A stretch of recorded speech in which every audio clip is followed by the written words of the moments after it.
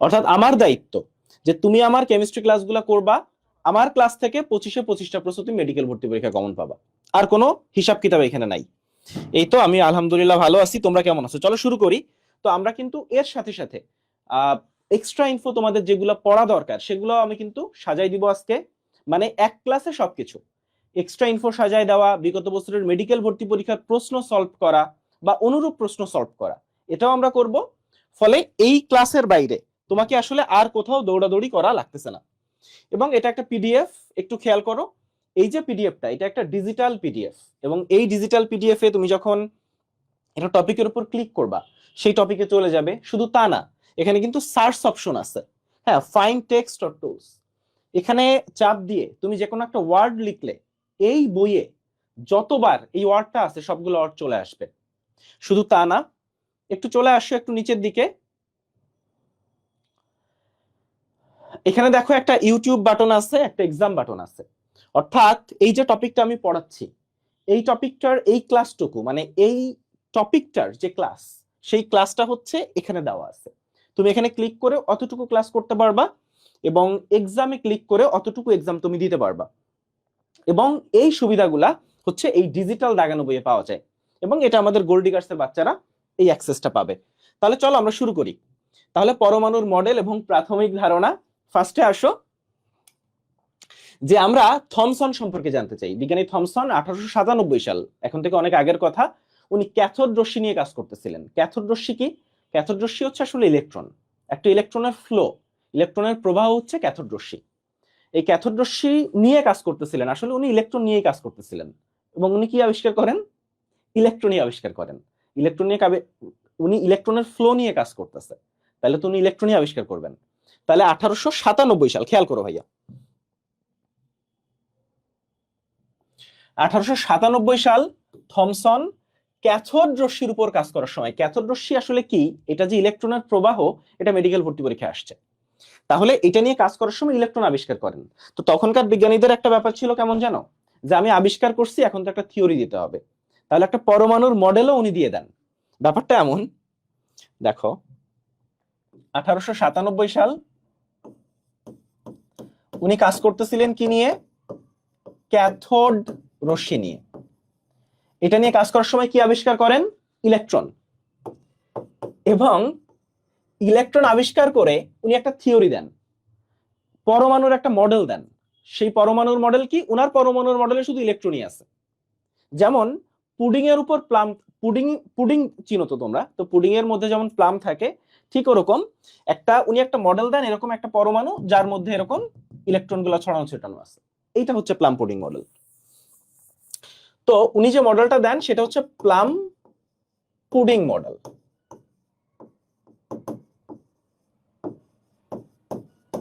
আচ্ছা, তো এই মডেলটা উনি দিলেন। এই মডেলটা অবশ্য দিছিল 1898 সালে, ইলেকট্রন আবিষ্কার করছিল 1897 সালে, এই মডেলটা উনি দিছে 1898 সালে। তো খুব ভালো, এটা কিছুদিন ছিল। পরবর্তীতে 1911 সালে এসে আমাদের রাদারফোর্ড নতুন একটা মডেল দেন 1911 সালে। এই যে মডেলটা, এই মডেলটা খুব সিগনিফিকেন্ট একটা মডেল, রাদারফোর্ডের যে মডেল। অর্থাৎ এই মডেলটা কিন্তু পরমাণুর মডেল, অর্থাৎ একটা পরমাণু কিভাবে তৈরি তার একটা মডেল। এটা নিয়ে আমরা ডিটেইলসে পড়বো।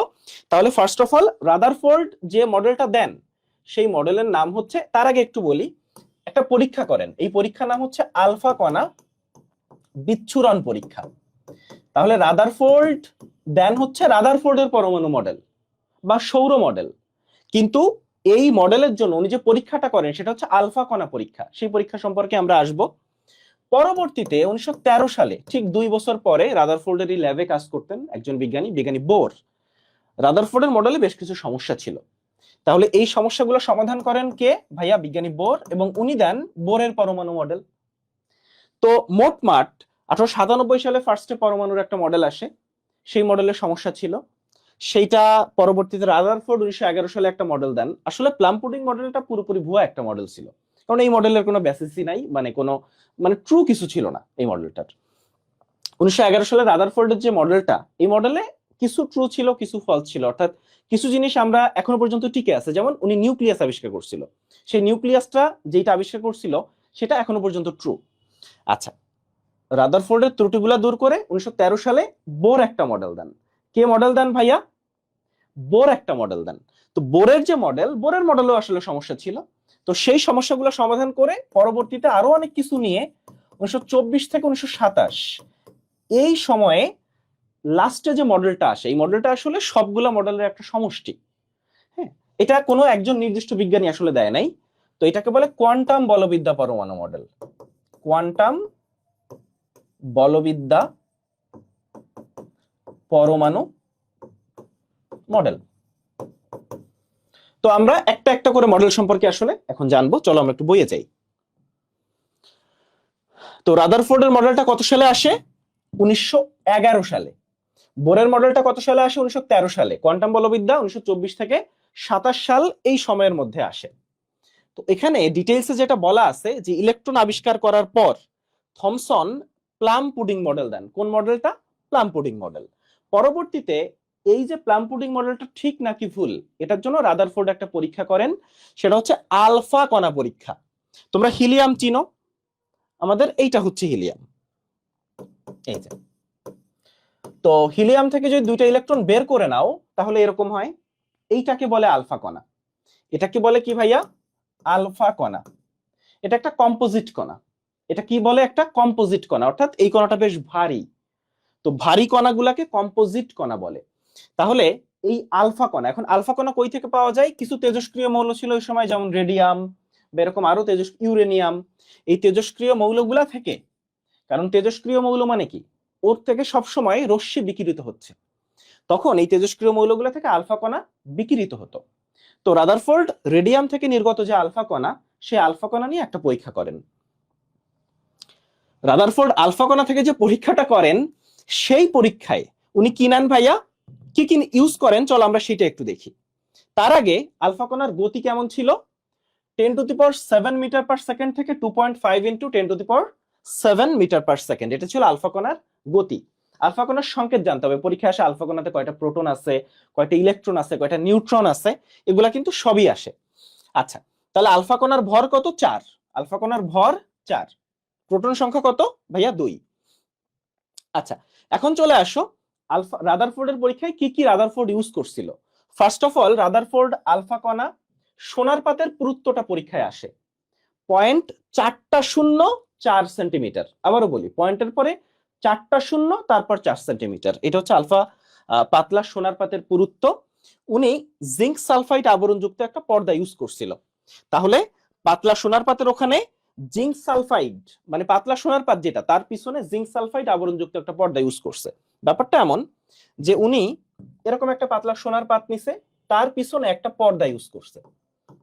এখন ব্যাপারটা বুঝো যে আলফা কণা যে এখান থেকে নির্গত হচ্ছে, আলফা কণা যদি সোনার পাত ভেদ করে যায় তাহলেই পর্দার উপর পড়বে। এবং পর্দার একটা ব্যাপার আছে, এই পর্দায় আলো বিকিরিত হয়। কি হয়? আলো বিকিরিত হয়। অর্থাৎ যদি এই পর্দা ভেদ করে যায়, মানে এই সোনার পাত ভেদ করে যায়, তাহলে পর্দায় এসে আলোটা পড়বে এবং বোঝা যাবে যে আলো এসে পড়তেছে। তো চলো আমরা একটু দেখি যে এই পরীক্ষার রেজাল্ট কি ছিল। এই পরীক্ষার রেজাল্ট ছিল, তার আগে জিঙ্ক সালফাইড হচ্ছে অনুপ্রভা সৃষ্টিকারী পদার্থ। আর আমরা আজকে হয়তো পড়বো না, আগামীকাল পড়বো জাল টাকা। জাল টাকা হচ্ছে প্রতিপ্রভা সৃষ্টিকারী পদার্থ। কি বললাম? আলফা কণা, অর্থাৎ আলফা কণা যখন জিঙ্ক সালফাইড পর্দার উপর এসে পড়ে তখন অনুপ্রভা সৃষ্টি হয়। অনুপ্রভা কি? অনুপ্রভা মানে ব্যাপারটা এরকম,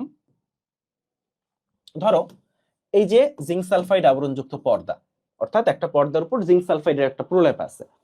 তো ইউভি এই রশ্মি আলফা কণা যখন এর উপর এসে পড়তেছে, পড়ার পরে এখান থেকে যে রশ্মিটা বিকিরিত হয় সেই রশ্মিটা বেশ পরে বিকিরিত হয়, অর্থাৎ একটু সময় নেয়, কখনো কখনো 1 2 3 4 5 সেকেন্ড সময় নিতে পারে, অর্থাৎ কিছু সময় পরে বিকিরিত হয়। তো যদি একটু সময় পরে বিকিরিত হয় সেটাকে বলা হয় অনুপ্রভা।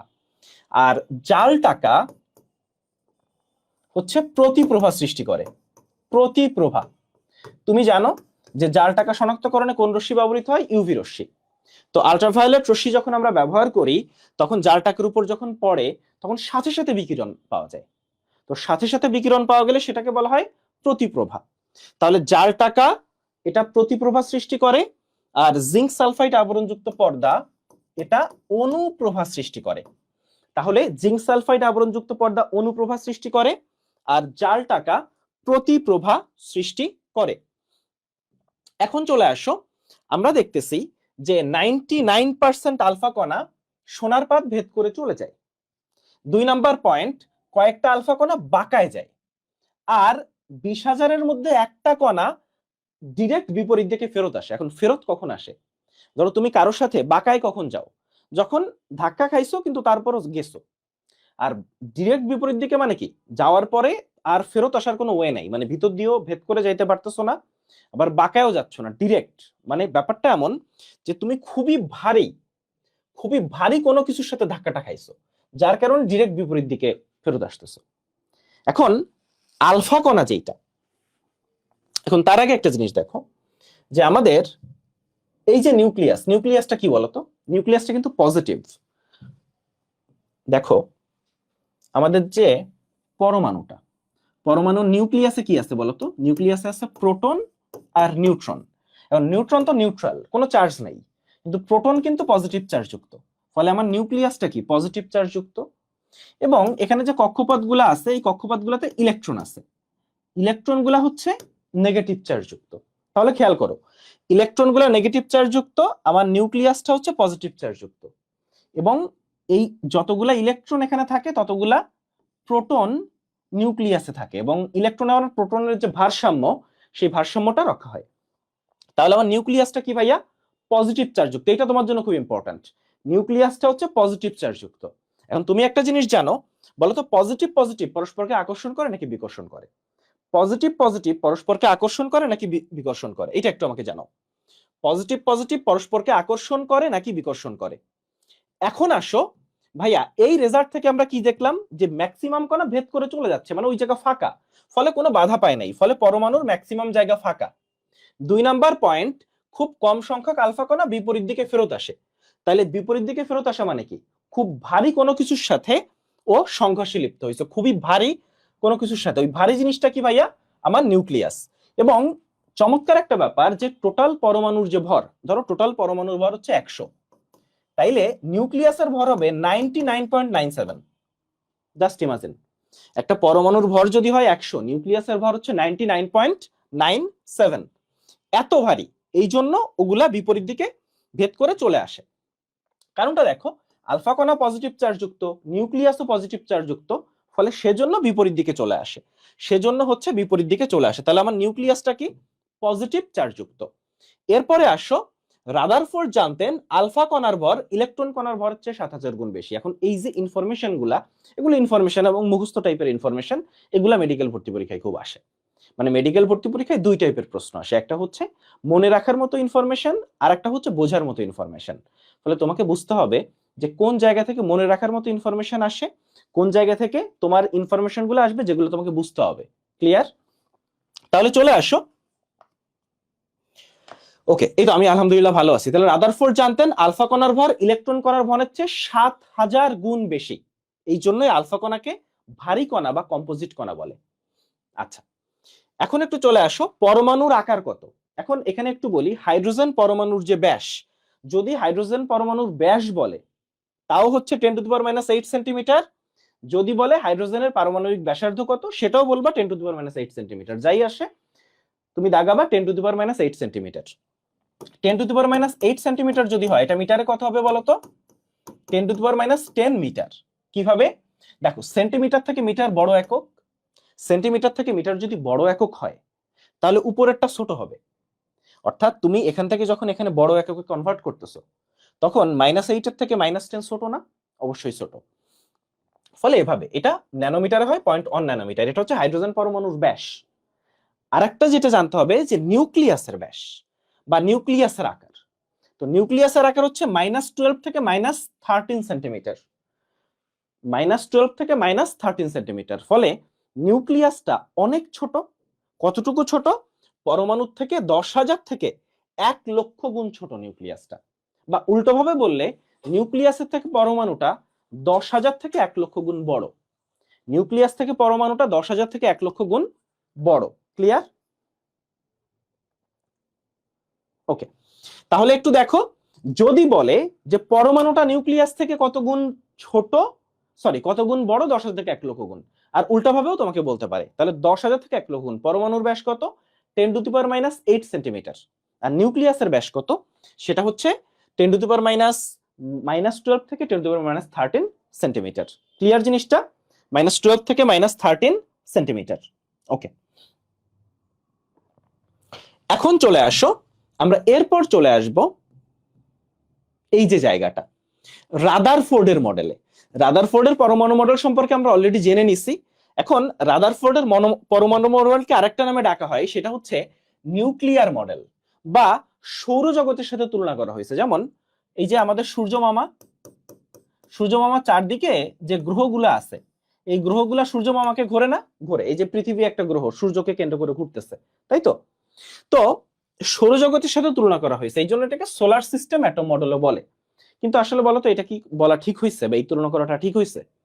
এই তুলনা করাটা ঠিক হয় নাই। কেন বলো তো? কারণ এই যে গ্রহগুলার কোনো চার্জ আছে, পজিটিভ চার্জ, নেগেটিভ চার্জ? না, নাই। এখানে যেটা আছে সেটা হচ্ছে তাদের ভিতর অভিকর্ষ, মহাকর্ষ এরকম বল আছে, কিন্তু কোনো চার্জ তো নাই, পজিটিভ নেগেটিভ চার্জ। কিন্তু খেয়াল করো, আমার পরমাণুর কেন্দ্রে আছে নিউক্লিয়াস, আর এর চার সাইডে আছে ইলেকট্রন। পরমাণুর কেন্দ্রে আছে নিউক্লিয়াস, আর এর চার সাইডে কি আছে ভাইয়া? ইলেকট্রন। এখন এই যে ইলেকট্রন গুলা নেগেটিভ আর নিউক্লিয়াসটা পজিটিভ, নেগেটিভ পজিটিভ পরস্পরকে আকর্ষণ করে। আবারও বলি, নেগেটিভ পজিটিভ পরস্পরকে আকর্ষণ করে। ফলে সেই কারণে কিন্তু মানে সৌরজগতের সাথে যে গ্রহগুলোর কম্পারিজন আর নিউক্লিয়াসের সাথে যে ইলেকট্রনের কম্পারিজন, এই কম্পারিজন করা একদমই ঠিক হয় নাই। ক্লিয়ার জিনিসটা? এই কম্পারিজন করা একদমই ঠিক হয় নাই। বোঝা গেছে? ওকে, আচ্ছা, এখন চলে আসো, রাদারফোর্ডের মডেলের কিছু সমস্যা ছিল। প্রথম সমস্যা হচ্ছে সৌরজগতের সাথে তুলনা করা ঠিক হয় নাই, কারণ সৌরজগতের গ্রহগুলোর চার্জ নাই, কিন্তু ইলেকট্রন গুলা নেগেটিভ চার্জ যুক্ত, নিউক্লিয়াস পজিটিভ চার্জ যুক্ত। 2 নম্বর পয়েন্টে চলে আসো, ম্যাক্সওয়েলের একটা তাড়িৎচুম্বকীয় তত্ত্ব আছে। এই তত্ত্ব অনুযায়ী একটা, খেয়াল করো, একটা চার্জিত বস্তু, ধরো ইলেকট্রন, ও বৃত্তাকার পথে এভাবে ঘুরতেছে না? ঘুরতে ঘুরতে ঘুরতে ঘুরতে যত ঘুরে কেন্দ্রের দিকে যাচ্ছে, ওর শক্তি তত কমতেছে। শক্তি কমতেছে, একেবারে যখন শক্তি 0 হয়ে যাবে, ও একেবারে কেন্দ্রে চলে যাবে, কেন্দ্রে পতিত হবে। এটা হচ্ছে ম্যাক্সওয়েলের তাড়িৎচুম্বকীয় তত্ত্ব, যে চার্জযুক্ত কোনো বস্তু বৃত্তাকার পথে ঘুরতে থাকলে একটা সময় কেন্দ্রে পতিত হবে। এখন সব ইলেকট্রন যদি ঘুরতে ঘুরতে ঘুরতে ঘুরতে কেন্দ্রে পতিত হয়, তাহলে পরমাণুর মডেলটাই তো টিকবে না। পরমাণুর মডেলটা টিকবে? পরমাণুর মডেলটাই টিকবে না। তো এই জন্য ম্যাক্সওয়েলের তাড়িৎচুম্বকীয় যে তত্ত্ব, সেই তত্ত্ব অনুযায়ী এই যে রাদারফোর্ডের মডেল, এই মডেলটাই টিকে না। আচ্ছা, 3 নাম্বার পয়েন্টে চলে আসো, বর্ণালী। বর্ণালী কি জিনিস ভাইয়া? বর্ণালী হচ্ছে, অ্যাকচুয়ালি এখন আমরা জানি যে ধরো এটা নিউক্লিয়াস, এখানে বিভিন্ন শক্তি স্তর আছে। তো ইলেকট্রন যখন লাফ দিয়ে উপরের শক্তি স্তরে যায়, তখন কিছু শক্তি বিকিরিত হয়। ওই যে শক্তি বিকিরিত হয়, তখন একটা বর্ণালী পাওয়া যায়, একটা মানে একটা কালার পাওয়া যায়। এখন এই কালার যে কেন পাওয়া যায়, এটা রাদারফোর্ড ব্যাখ্যা করে যাইতে পারে নাই, মানে বর্ণালীর কোনো ব্যাখ্যা রাদারফোর্ড দিয়ে যাইতে পারে নাই। 3 নাম্বার, এখন তো আমরা জানি একটা ইলেকট্রন দেখতে, কক্ষপথ দেখতে কেমন, তো তখন রাদারফোর্ড কক্ষপথের আকার আকৃতি নিয়ে কোনো রকম ধারণা দিয়ে যাইতে পারেন নাই। রাদারফোর্ড কক্ষপথের আকার আকৃতি নিয়ে কোনো রকম ধারণা দিয়ে যাইতে পারেন নাই। 5 নাম্বার আর একটা কথা, যে একাধিক ইলেকট্রন, অর্থাৎ একটা ইলেকট্রন যদি হয়, সে কিভাবে কক্ষপথে ঘুরবে সেটার একটা ব্যাখ্যা উনি দিছে, ঠিক হোক আর ভুল হোক। কিন্তু 2টা ইলেকট্রন থাকলে, 3টা ইলেকট্রন থাকলে, ওই ইলেকট্রন গুলা কক্ষপথে কে কিভাবে ঘুরবে, একজন কি ডানে ঘুরবে আর একজন কি বামে ঘুরবে, কে কিভাবে ঘুরবে, মানে একাধিক ইলেকট্রন থাকলেই উনি আর ব্যাখ্যা দিতে পারেন নাই। তাহলে সমস্যাগুলো, বেশ কিছু সমস্যা আসলে ছিল। সমস্যাগুলো কি কি আমরা একটা একটা করে বলি। সৌরজগতের সাথে উনি যে কম্প্যারিজন করছে, এটা ঠিক করে নাই। 2 নম্বর সমস্যা, ম্যাক্সওয়েলের যে তাড়িৎচুম্বকীয় তত্ত্ব, সেই তত্ত্ব অনুযায়ী এই মডেল টিকেই না। 3 নাম্বার, উনি বর্ণালীর কোনো ধারণাই দিতে পারেন নাই। 4 নাম্বার, কক্ষপথের আকার আকৃতির কোনো ধারণা দিতে পারেন নাই।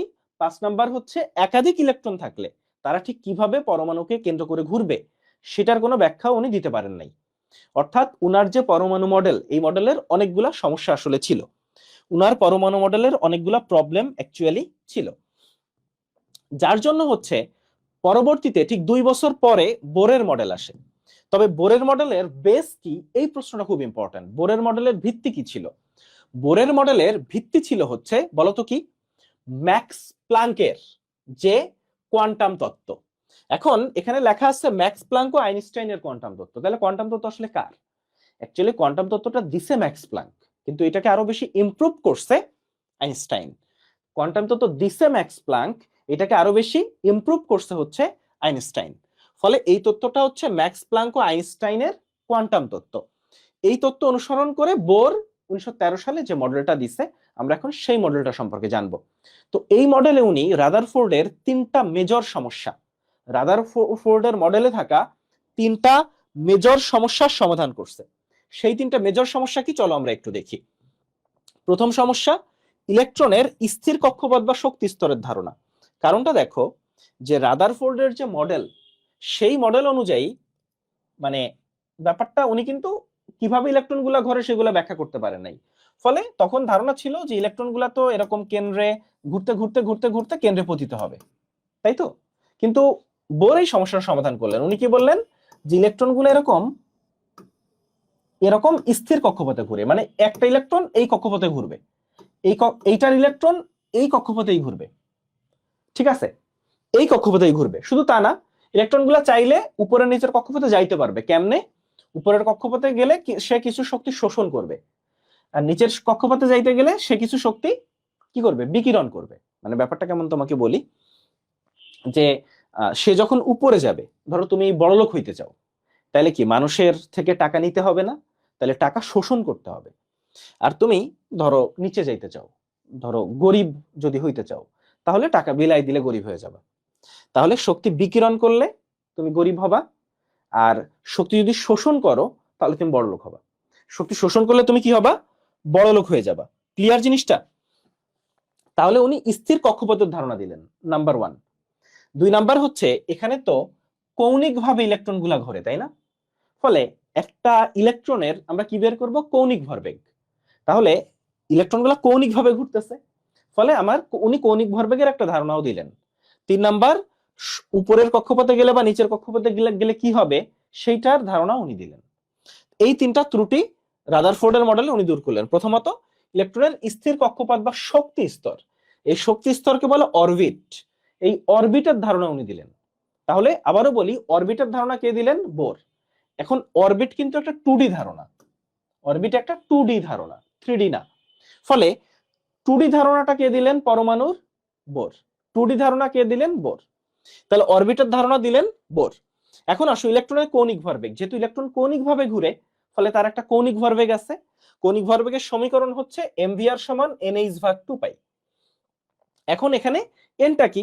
এনটা হচ্ছে এখানে সবগুলো লেখা আছে। এম হচ্ছে ইলেকট্রনের ভর, ভি হচ্ছে ইলেকট্রনের বেগ, আর হচ্ছে কক্ষপথের ব্যাসার্ধ।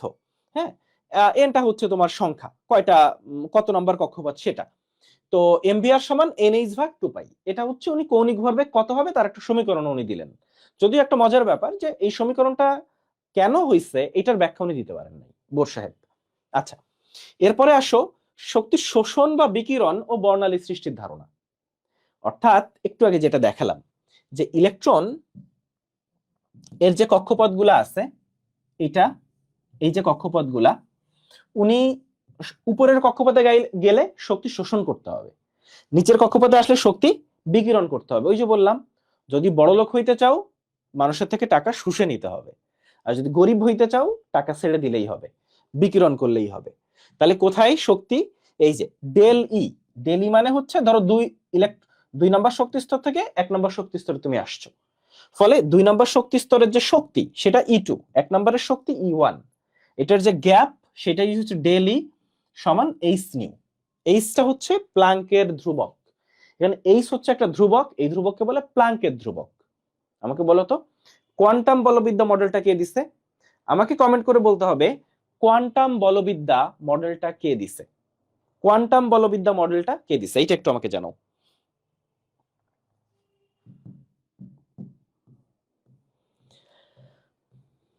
এখন আসো, বোরের মডেলেরও তো অনেকগুলো সমস্যা ছিল। বোরের মডেলের সমস্যা কি চলো আমরা একটু দেখি। বোরের মডেলের প্রথম সমস্যা ছিল হচ্ছে, বোর আসলে একটা ইলেকট্রন যার আছে, একটা ইলেকট্রন। এখন ধরো হাইড্রোজেনের ইলেকট্রন কয়টা? একটা। হিলিয়ামের ইলেকট্রন কয়টা? হিলিয়াম প্লাস, হিলিয়াম থেকে যদি একটা ইলেকট্রন সরায় নাও হিলিয়ামের একটা ইলেকট্রন থাকে। লিথিয়ামের 3টা ইলেকট্রন আছে, তাহলে 2টা ইলেকট্রন সরাই ফেললে ওর একটা ইলেকট্রন থাকে। ঠিক আছে, তাহলে ও আসলে একটা ইলেকট্রন যদি থাকে তখন বর্ণালী কিরকম হয় সেই ব্যাখ্যা করতে পারছে। দেখো রাদারফোর্ড বর্ণালী কোনো ব্যাখ্যাই দিতে পারেন নাই। আর বোর একটা ইলেকট্রন থাকলে, মানে সেটা পরমাণু হোক আর আয়ন হোক, একটা ইলেকট্রন থাকলে সেই ব্যাখ্যা দিতে পারছে। কিন্তু ধরো 2টা ইলেকট্রন, ধরো হিলিয়ামের 2টা ইলেকট্রন আছে, তাহলে হিলিয়ামের ব্যাখ্যা কিন্তু হিলিয়াম প্লাস একটা ইলেকট্রন, তাহলে এইটার বর্ণালীর ব্যাখ্যা উনি দিতে পারছে। 2 নাম্বার পয়েন্টে চলে আসো। প্রতিটি বর্ণালী রেখা কয়েকটা সূক্ষ্ম রেখায় বিভক্ত। বর্ণালীর কিছু সূক্ষ্ম রেখা আছে, উনি বর্ণালীর ব্যাখ্যা দিতে পারছে, কিন্তু বর্ণালীতে যে সূক্ষ্ম রেখাগুলো তৈরি হয় সেটা ব্যাখ্যা দিতে পারে নাই। কিন্তু সেটা কেন সূক্ষ্ম রেখা তৈরি হয় সেটা আমরা এখন জানি। এই সূক্ষ্ম রেখাটা তৈরি হয় জিম্যান প্রভাব এবং স্টার্ক প্রভাবের জন্য। কি জন্য? জিম্যান প্রভাব এবং স্টার্ক প্রভাবের জন্য। খেয়াল করো, এই যে বর্ণালীতে যে সূক্ষ্ম রেখাগুলো তৈরি হয় এগুলো হয় জিম্যান প্রভাব এবং স্টার্ক প্রভাবের জন্য।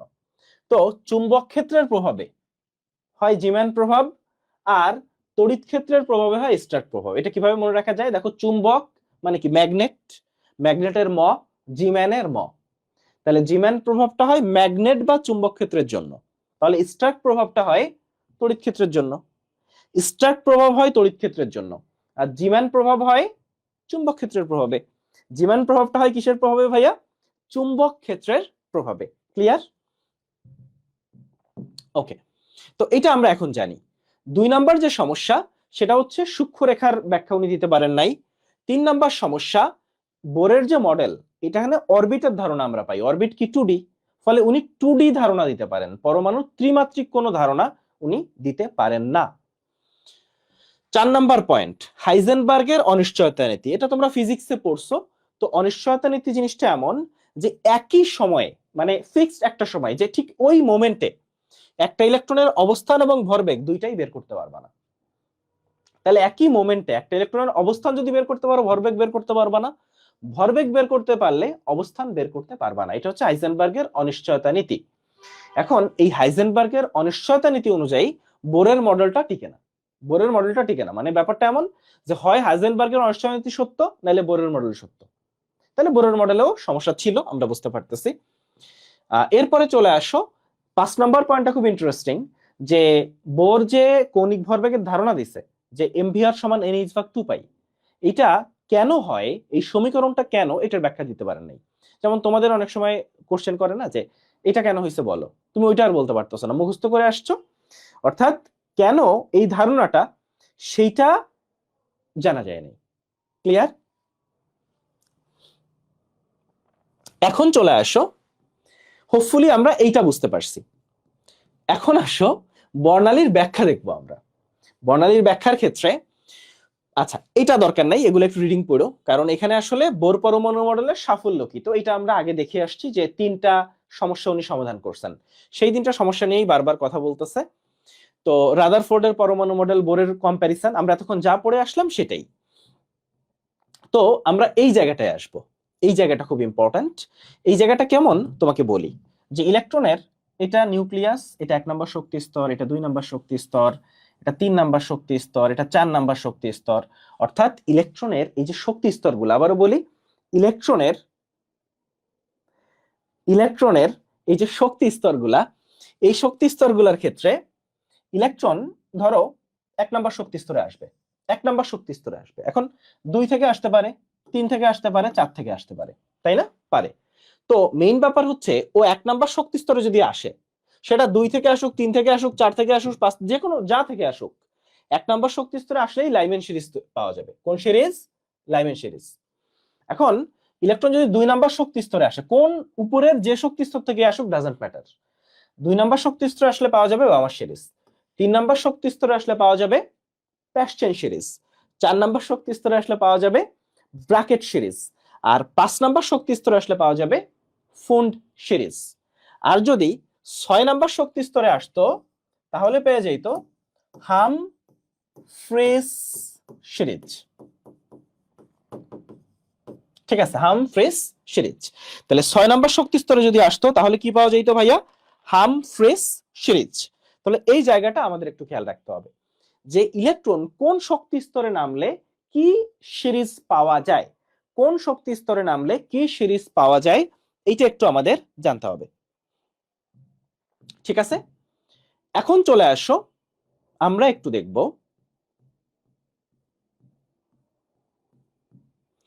আচ্ছা, এখন আসো বোর পরমাণু মডেলের সাহায্যে এনতম কক্ষপথের ব্যাসার্ধ, ধরো হাইড্রোজেনের প্রথম কক্ষপথের যে ব্যাসার্ধ সেটা যদি তুমি জানো, তাহলে 2 নাম্বার কক্ষপথ, 3 নাম্বার কক্ষপথ, 4 নাম্বার কক্ষপথের ব্যাসার্ধ বের করতে পারবা। আবার এনতম কক্ষপথের ইলেকট্রনের বেগ বের করা যায়, অর্থাৎ তুমি প্রথম কক্ষপথের ইলেকট্রনের বেগ জানো, তাহলে যে কোনো কক্ষপথের ইলেকট্রনের বেগ বের করতে পারবা।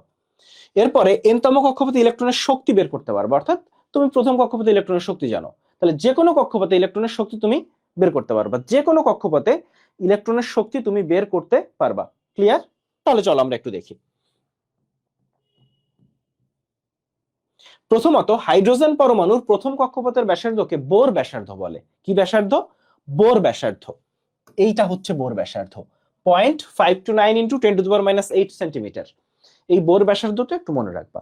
এখন আসো, তাহলে আমরা এখন যেটা দেখতে চাই সেটা হচ্ছে যে কোনো কক্ষপথের ব্যাসার্ধ, প্রথম কক্ষপথের ব্যাসার্ধ হচ্ছে r1, তাহলে আর এন হচ্ছে, এন এর মান যদি 3 হয় তাহলে 3 নাম্বার কক্ষপথের ব্যাসার্ধ, সেটা হচ্ছে n স্কয়ার দিয়ে গুণ দিলেই হচ্ছে, n স্কয়ার দিয়ে গুণ দিলেই হচ্ছে। যেমন তৃতীয় কক্ষপথের ব্যাসার্ধ হচ্ছে প্রথম কক্ষপথের ব্যাসার্ধের 9 গুণ। কেন?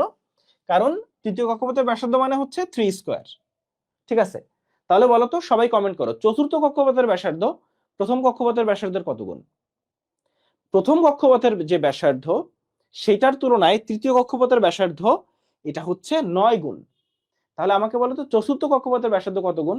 অর্থাৎ r4, সেটা হচ্ছে r1 × 4 স্কয়ার, মানে n স্কয়ার মানে 4 স্কয়ার, ফলে r1 × 16। তাহলে চতুর্থ কক্ষপথের ব্যাসার্ধ প্রথম কক্ষপথের ব্যাসার্ধের 16 গুণ। প্রথম কক্ষপথের ব্যাসার্ধ চতুর্থ কক্ষপথের ব্যাসার্ধের কত গুণ ভাইয়া? 16 গুণ। চতুর্থ কক্ষপথের ব্যাসার্ধের 16 গুণ। আবারও বলি, চতুর্থ কক্ষপথের ব্যাসার্ধের এটা হচ্ছে 16 গুণ। ক্লিয়ার?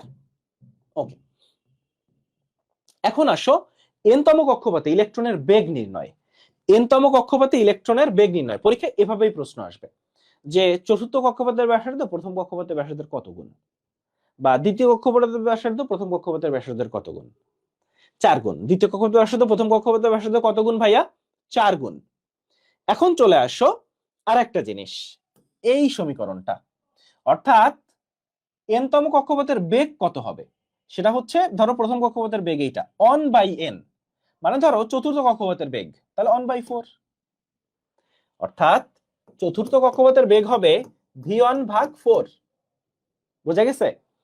অর্থাৎ প্রথম কক্ষপথের যে বেগ তার 4 ভাগের 1 ভাগ, তার 4 ভাগের 1 ভাগ, বা দ্বিতীয় কক্ষপথের যে বেগ হবে সেটা হবে প্রথম কক্ষপথের যে বেগ তার অর্ধেক। তাহলে এইভাবে আমরা প্রত্যেকটা পারবো না? পারবো। যেমন প্রথম কক্ষপথের বেগ দ্বিতীয় কক্ষপথের বেগের দ্বিগুণ, মানে সবসময় প্রথম কক্ষপথের বেগ সবচেয়ে বেশি, দ্বিতীয় কক্ষপথের বেগ হবে অর্ধেক, তৃতীয় কক্ষপথের বেগ হবে 3 ভাগের 1 ভাগ, চতুর্থ কক্ষপথের বেগ হবে 4 ভাগের 1 ভাগ। ঠিক এইভাবে এই জায়গা থেকে প্রশ্ন আসে। ওকে, 16 গুণ, ইয়েস, এটা হবে ভাইয়া 16 গুণ। এই অ্যান্সারটা হবে 16 গুণ। ওকে,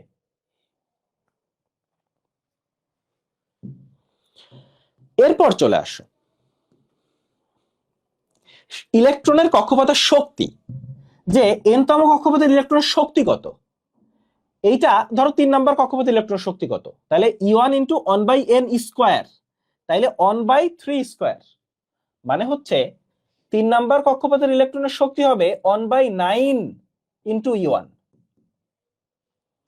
অর্থাৎ 3 নাম্বার কক্ষপথের ইলেকট্রনের শক্তি হবে প্রথম কক্ষপথের যে ইলেকট্রনের শক্তি, এই যে দেখো তৃতীয় কক্ষপথের ইলেকট্রনের যে শক্তি সেটা হচ্ছে, অর্থাৎ E3 কে 9 দিয়ে গুণ দিলে হচ্ছে প্রথম কক্ষপথের শক্তি, মানে এটাকে 9 দিয়ে গুণ দিলে প্রথম কক্ষপথের শক্তিটা পাওয়া যাচ্ছে। ক্লিয়ার?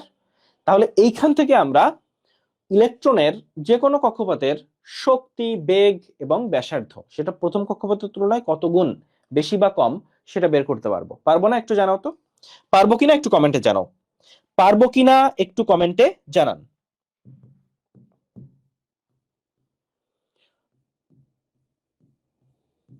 এখন চলে আসো আমরা এই জায়গাটায় চলে আসি, এটা খুবই চমৎকার একটা জায়গা, সেটা হচ্ছে ডি ব্রগলি নামক একজন বিজ্ঞানী আছে, ভদ্রলোকের নাম কি? De Broglie. ডি ব্রগলি এসে বলেন ইলেকট্রনের দুইটা ধর্ম আছে। কি কি ধর্ম? কণা ধর্ম আর তরঙ্গ ধর্ম। তাহলে ডি ব্রগলি বলেন ইলেকট্রনের দুইটা ধর্ম আছে, একটা হচ্ছে কণা ধর্ম আর একটা হচ্ছে তরঙ্গ ধর্ম। দেখো, একটা কণা ধর্ম আর একটা তরঙ্গ ধর্ম। এবং উনি এই কণার তরঙ্গ ধর্মের মধ্যে একটা সম্পর্ক স্থাপন করেন। ডি ব্রগলি ইলেকট্রনের কণা, দেখো ইলেকট্রনের যে তরঙ্গ, তরঙ্গ ধর্ম, তরঙ্গ দৈর্ঘ্য কি? ল্যামডা। আর একটা কণার কি থাকে? ভর থাকে, বেগ থাকে। তো উনি আসলে যেটা করেন, এই সম্পর্কটা এইভাবে দেন, ল্যামডা সমান এইচ ভাগ এম ভি। এখানে এম ভি, এম হচ্ছে ভর, ভি মানে বেগ, মানে এটা কণা, একটা কণার ভর বেগ থাকে। তাহলে এটা হচ্ছে একটা কণা ধর্ম এম ভি, আর ল্যামডা হচ্ছে তরঙ্গ ধর্ম। তাইলে ল্যামডা এবং এমবির মধ্যে সম্পর্ক স্থাপন করেন কে? De Broglie. মানে ইলেকট্রনের দুইটা ধর্ম আছে। এবং এইচটা হচ্ছে প্লাঙ্কের ধ্রুবক। এইচটা কি ভাইয়া? প্লাঙ্কের ধ্রুবক। তো ডি ব্রগলির এই বক্তব্যের উপর ভিত্তি করে শ্রোডিঞ্জার একটা সমীকরণ দেন। এই যে সমীকরণটা, এইটা আসলে মারাত্মক ইম্পর্টেন্ট একটা সমীকরণ, মারাত্মক ইম্পর্টেন্ট। দেখো, শ্রোডিঞ্জারের যে সমীকরণ, এটা হচ্ছে ত্রিমাত্রিক তরঙ্গ বলবিদ্যার সমীকরণ। এটা কি সমীকরণ ভাইয়া? ত্রিমাত্রিক। এই শব্দটা খেয়াল করো, ত্রিমাত্রিক মানে এটা একটা 3D সমীকরণ। এবং এই শ্রোডিঞ্জারের সমীকরণ থেকে অরবিটালের ধারণা পাওয়া যায়। অরবিটাল, অরবিটালের সংজ্ঞাটা শুনছো না? যে ইলেকট্রনের যে ত্রিমাত্রিক স্থানে, তাই না, যে একটা পরমাণুর যে ত্রিমাত্রিক স্থানে ইলেকট্রন অবস্থানের সম্ভাবনা সবচেয়ে বেশি, তাকে অরবিটাল বলে। অর্থাৎ অরবিটাল একটা 3D মডেল। তাইলে এই ত্রিমাত্রিক তরঙ্গ বলবিদ্যার সমীকরণ থেকে অরবিটালের ধারণা পাওয়া যায়। ওকে, এখন চলে আসো, আচ্ছা এখানে দেখো, এই যে সমীকরণ, এই সমীকরণ মুখস্থ করার কোনো দরকার নাই, জাস্ট একটু দেখো, এটা সমীকরণ, এখানে ই আছে, এখানে সাই, এই সমীকরণ এইটাকে বলে সাই, হ্যাঁ। তো এই সাই স্কোয়ার আছে।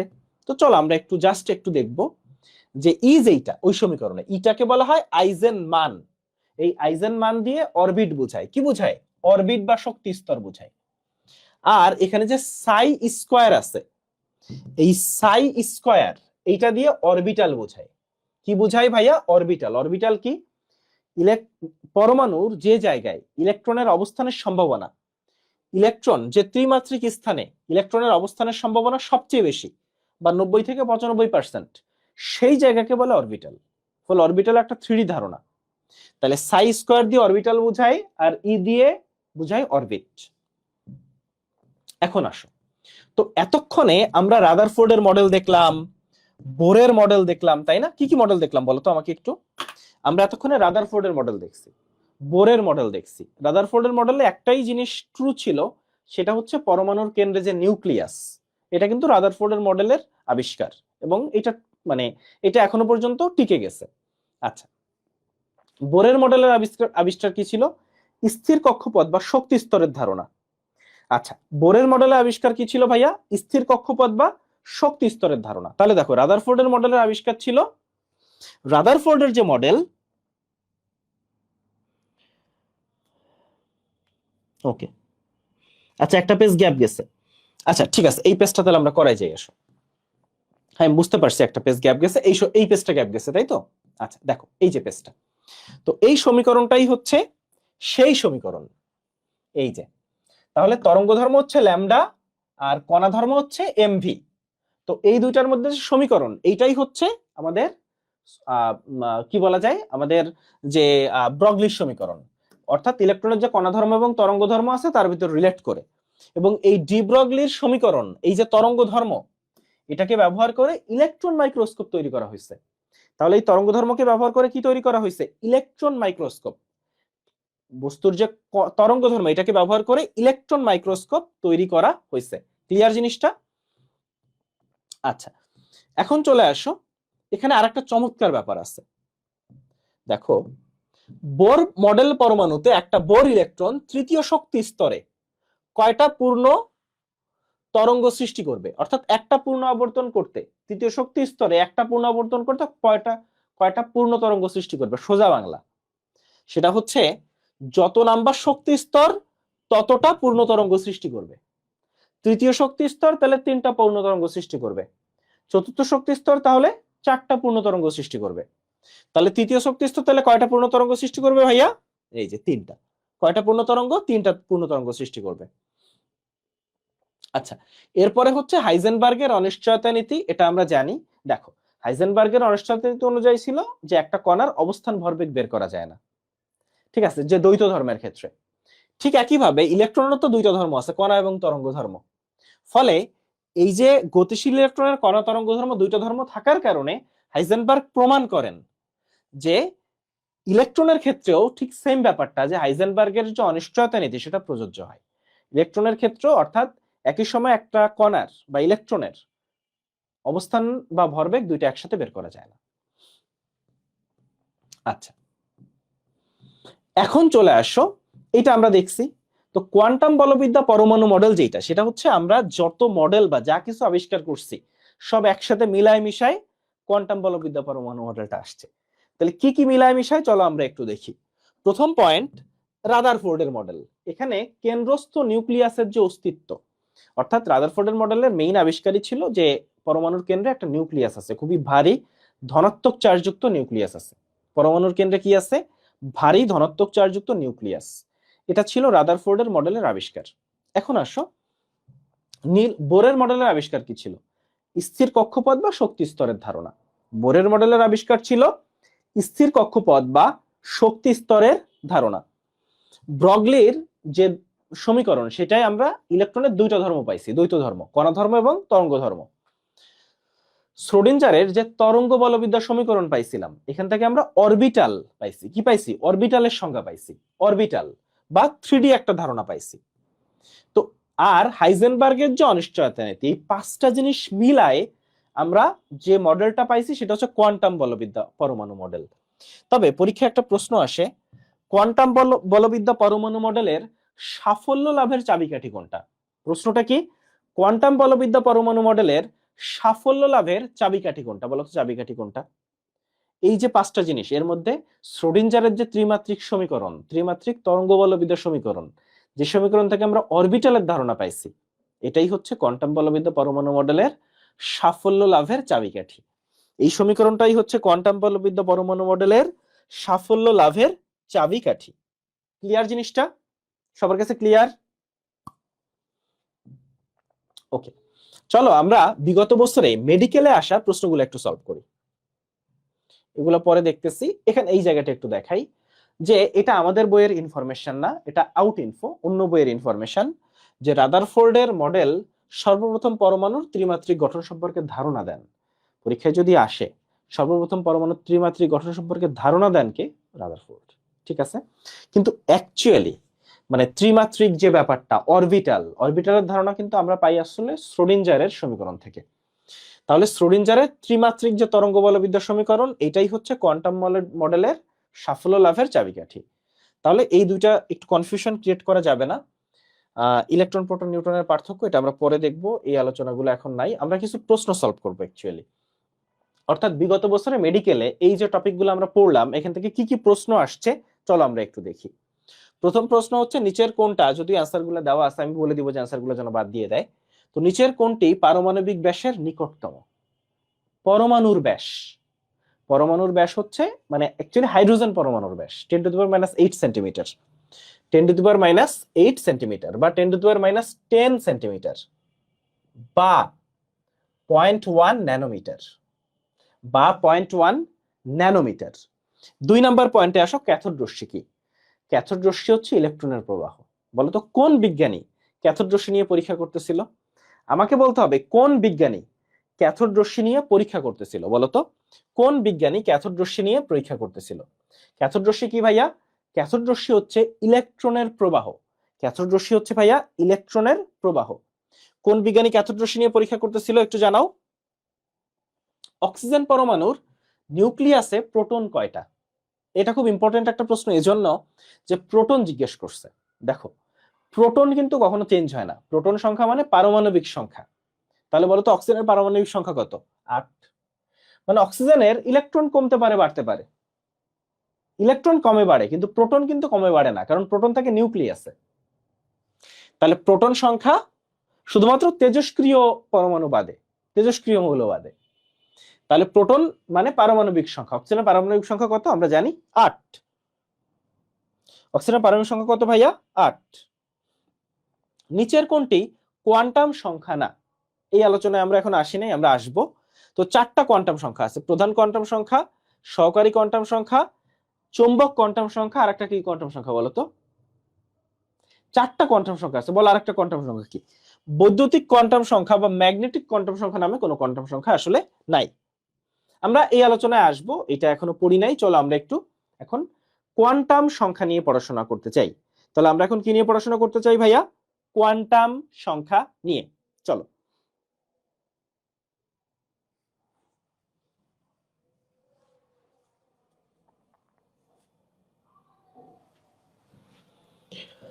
আচ্ছা, তো কোয়ান্টাম সংখ্যার আগে আমরা একটা বেসিক ধারণা তোমাকে দিই, ঠিক আছে?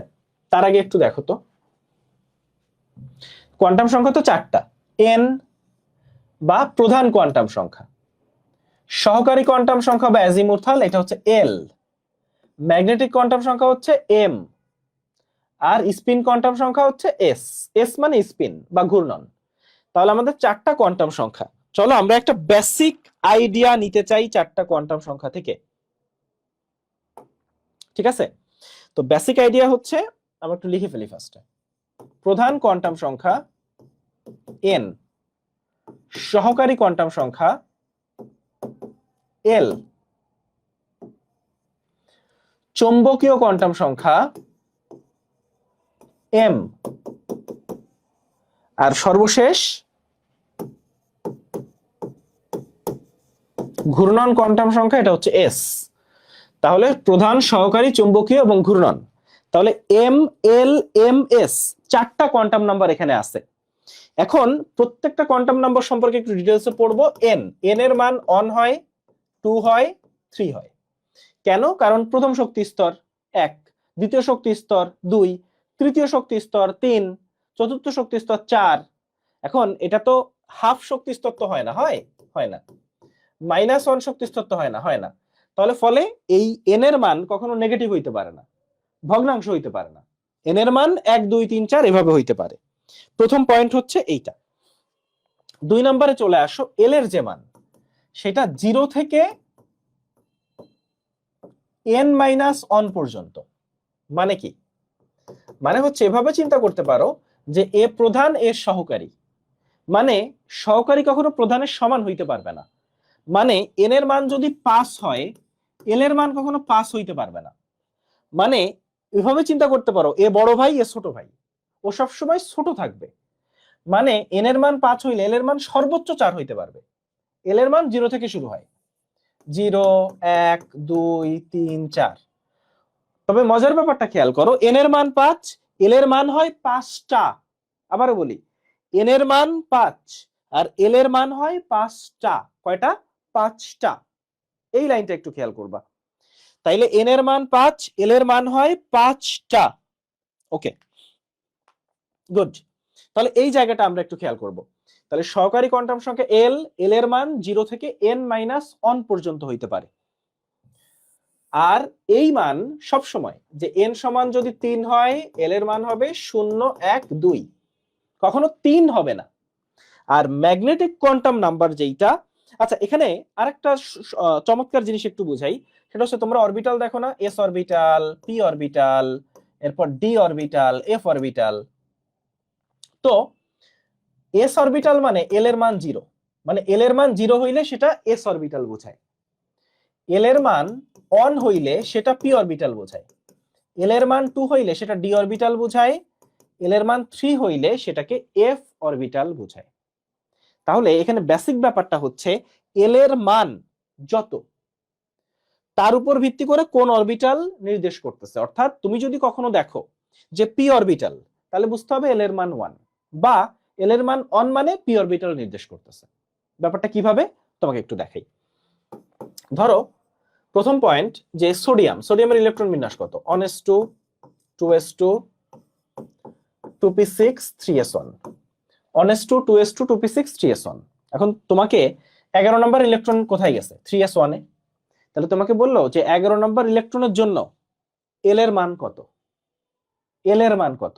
এখন তুমি জানো এস হইলে এল এর মান 0 হয়, তাইলে 11 নম্বর ইলেকট্রনের জন্য এল এর মান 0। কিভাবে বুঝলা? কারণ এটা এস আছে, এস আছে তাই এল এর মান 0, এস আছে তাই এল এর মান 0। ঠিক আছে, বোঝা গেছে? তাহলে 11 নম্বর ইলেকট্রনের জন্য এল এর মান কত ভাইয়া? 0। মানে ব্যাপারটা এমন যে এন এর মান 3 হইলে এল এর মান 0 1 2 হয়, অর্থাৎ এন এর মান যদি 3 হয় তাহলে এল এর মান 0 মানে এস, 1 মানে পি, 2 মানে ডি। মানে এন এর মান 3 হইলে এখানে এস অরবিটালও হইতে পারে, পি অরবিটালও হইতে পারে, ডি অরবিটালও হইতে পারে। মানে 3s 3p 3d অরবিটাল হইতে পারে। বলো তো 3f অরবিটাল কি হওয়া সম্ভব? একটু কমেন্টে জানাও যে 3f এই অরবিটালটা হওয়া সম্ভব কিনা, 3f এই অরবিটালটা পসিবল কিনা, আমাকে একটু কমেন্টে জানাও 3f অরবিটাল পসিবল কিনা, এইটা জানাও 3f অরবিটাল পসিবল কিনা।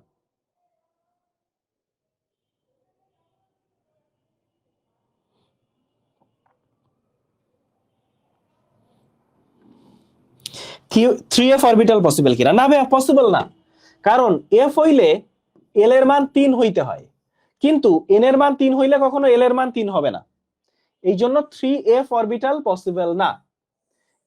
সো এন এর মান 3 হইলে এল এর মান এস অরবিটাল হইতে পারে, পি ডি অর্থাৎ 3s 3p 3d হইতে পারে, তিনটাই হওয়া সম্ভব। কিন্তু যখনই বলতেছে সোডিয়ামের 11 নাম্বার ইলেকট্রন, এখন তো তুমি জানো যে এটা 3s, ফলে সোডিয়ামের 11 নাম্বার ইলেকট্রনের জন্য এল এর মান 0। ঠিক আছে, অর্থাৎ এন এর মান 3 হইলে এল এর মান এই তিনটা হওয়া সম্ভব, অর্থাৎ 3s 3p 3d হওয়া সম্ভব। হোপফুলি এই জায়গাটা আমরা বুঝতে পারছি। এখন চলে আসো আরেকটা জিনিস আমরা দেখব। তাহলে এল এর যে ব্যাপারটা, সেই ব্যাপারটা হোপফুলি আমরা বুঝতে পারছি। এখন আসো আমরা একটু ম্যাগনেটিক কোয়ান্টাম নাম্বার দেখব। ম্যাগনেটিক কোয়ান্টাম নাম্বার হচ্ছে এম এর যে মান, সেটা হচ্ছে 0 সহ প্লাস মাইনাস এল। এর মানে কি? 0 সহ প্লাস মাইনাস এল এর মানে কি? এর মানে হচ্ছে, মানে এম এর মান হবে 0 সহ প্লাস মাইনাস এল, মানে এমন যে এল এর মান ধরো 2 আমি ধরে নিচ্ছি, তাহলে এম এর মান কত হবে?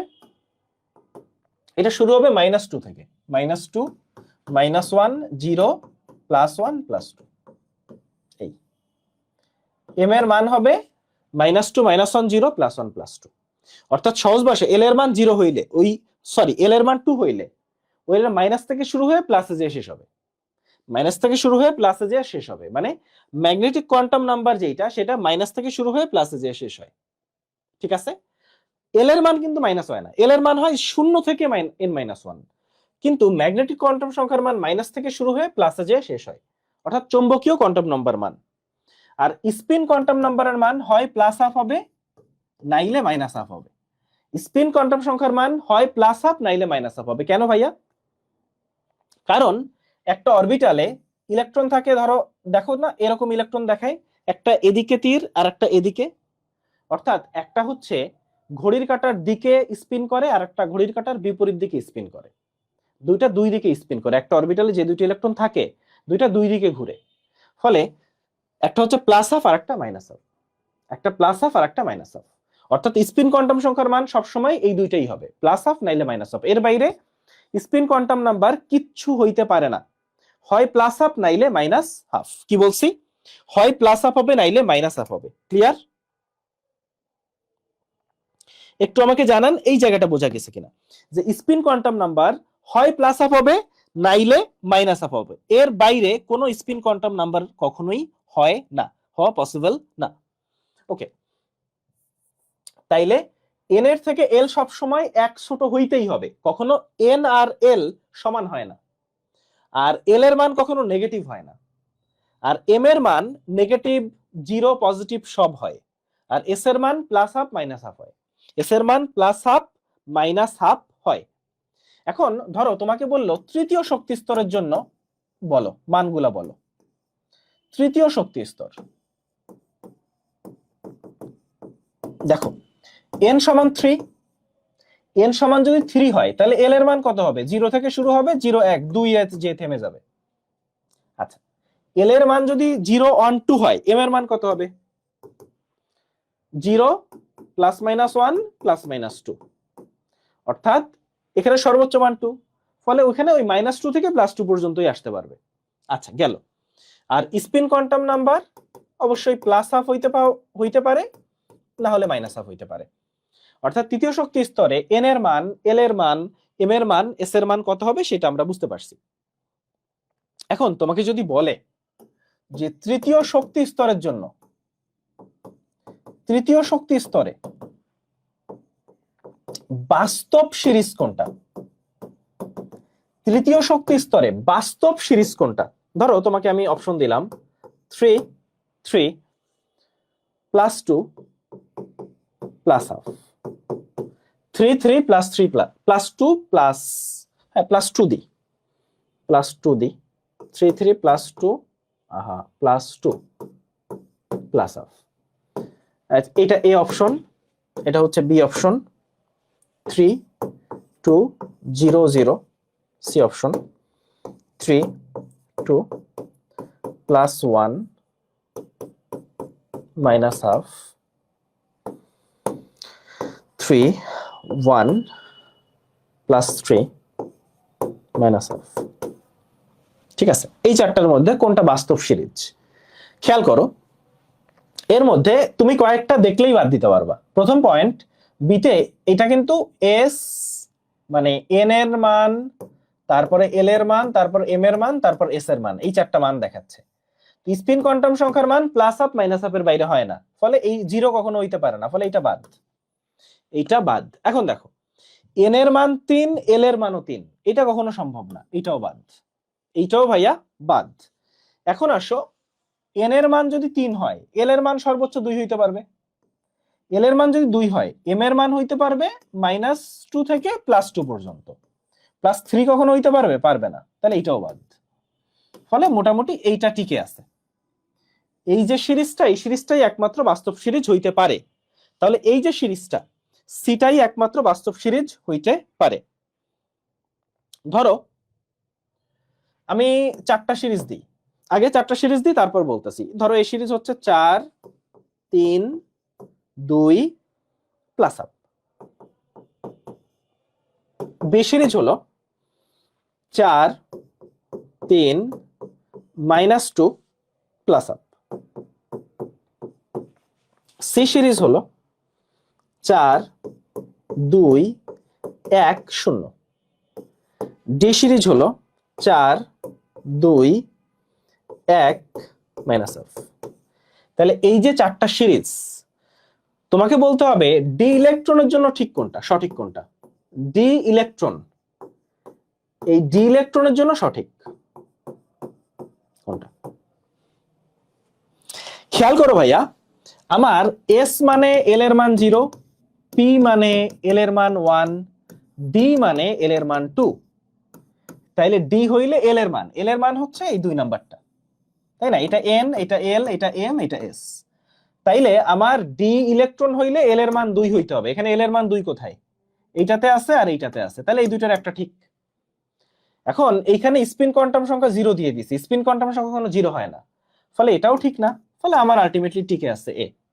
ফলে আমার ডি নাম্বারটা সঠিক। আমার সঠিক কোনটা ভাইয়া? আমার সঠিক হচ্ছে ডি নাম্বারটা। আমার এখানে সঠিক হচ্ছে ডি নাম্বারটা, আমার এখানে সঠিক হচ্ছে ভাইয়া ডি। ক্লিয়ার? ওকে,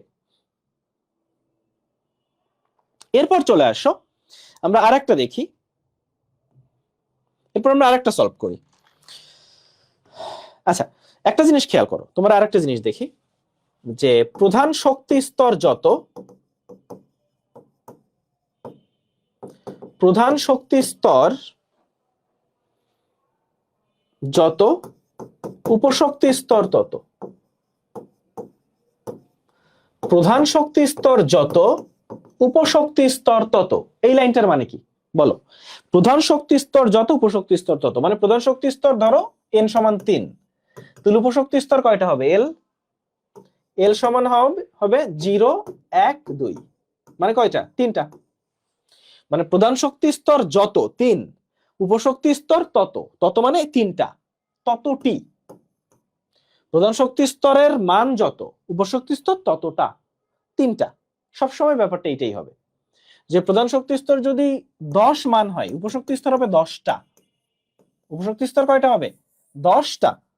এইটা একটা তথ্য। এরপর চলে আসো, অর্থাৎ এন এর মান যত, উপশক্তি স্তর ততটা। এখন আসো তো, এল এর জন্য কোনটি বাস্তব? বলো, এল এর জন্য কোনটি বাস্তব? আবারও বলি, এল এর জন্য কোনটা বাস্তব? 2s, 2d,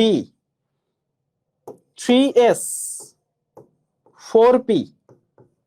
এল এর জন্য এখন তোমাকে একটা জিনিস বলি, কে, এল, এম, এন। কে মানে প্রথম শক্তি স্তর বোঝায়, এল মানে দ্বিতীয় শক্তি স্তর বোঝায়, বড় হাতের এম মানে তৃতীয় শক্তি স্তর বোঝায়, বড় হাতের এন মানে চতুর্থ শক্তি স্তর বোঝায়। ঠিক আছে, বড় হাতের অক্ষরগুলা দিয়ে এটা বোঝায়। ফলে এল মানে আসলে এন এর মান 2, মানে দ্বিতীয় শক্তি স্তর। তো এখানে 2s আর 2d এই দুইটা হচ্ছে দ্বিতীয় শক্তি স্তরের জিনিস, 2s আর 2d। এখন ব্যাপারটা কেমন যে 2s, s মানে এল এর মান 0, আর d মানে এল এর মান 2। এখন তুমি আমাকে বলো তো, এই 2d, এই 2 মানে তো n এর মান 2, তাই না? এখানে 2 মানে n এর মান 2 আর d মানে l এর মান 2।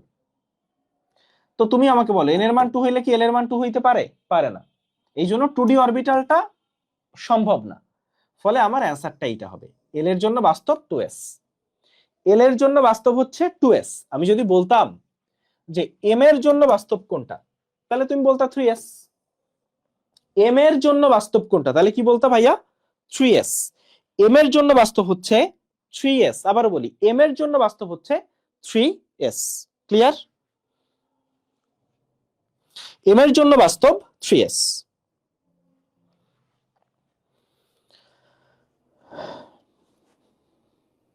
এরপর আসো প্রধান শক্তি স্তরে অরবিটাল, এই জায়গাটা একটু দেখাই। প্রধান শক্তি স্তর মানে কি? n। ফলে প্রধান শক্তি স্তরে কতটা অরবিটাল আছে এটা হচ্ছে n স্কয়ার দিয়ে বের করা যায়। প্রধান শক্তি স্তর n, তাহলে প্রধান শক্তি স্তরে কতটা অরবিটাল আছে? n square. মানে ব্যাপারটা এমন, প্রধান শক্তি স্তর ধরো 5, তাহলে এখানে কয়টা অরবিটাল থাকতে পারে? n স্কয়ার মানে 25টা। তাহলে এটা হচ্ছে 25টা অরবিটাল থাকতে পারে প্রধান শক্তি স্তরে, 5 নম্বর শক্তি স্তরে। তাহলে প্রধান শক্তি স্তর অরবিটাল কিভাবে বের করা যায়? n স্কয়ার দিয়ে। এখন একটা জিনিস মনে রাখো, একটা অরবিটালে সর্বোচ্চ 2টা ইলেকট্রন থাকতে পারে। এই যে এরকম অরবিটাল দেখছো না, সর্বোচ্চ এরকম 2টা ইলেকট্রন থাকতে পারে। একটা অরবিটালে সর্বোচ্চ 2টা ইলেকট্রন। তাহলে প্রধান শক্তি স্তরে অরবিটাল ইলেকট্রন কয়টা? তাহলে সর্বোচ্চ 2টা, মানে একটা অরবিটালে 2টা ইলেকট্রন। তাহলে টোটাল ইলেকট্রন হচ্ছে 2n স্কয়ার, 2n স্কয়ার। এখন যদি বলে 3 নাম্বার শক্তি স্তরে, মানে n সমান যদি 3 হয়, তখন অরবিটাল কয়টা? তাহলে 3 স্কয়ার মানে 9টা। ইলেকট্রন কয়টা? 9 দুগুণী 18টা। তাহলে 3 নাম্বার শক্তি স্তর অরবিটাল কয়টা ভাইয়া? 9টা। ইলেকট্রন কয়টা? 18টা। অরবিটাল 9টা, ইলেকট্রন 18টা। আবার বলি, অরবিটাল 9টা, ইলেকট্রন কয়টা? 18টা। ক্লিয়ার জিনিসটা ভাইয়া? একটু বলেন এই থিওরিটা আমাদের কাছে ক্লিয়ার হয়েছে কি না, একটু জানান। এটা বোঝা গেছে কিনা? এখন আসো উপশক্তি স্তরে।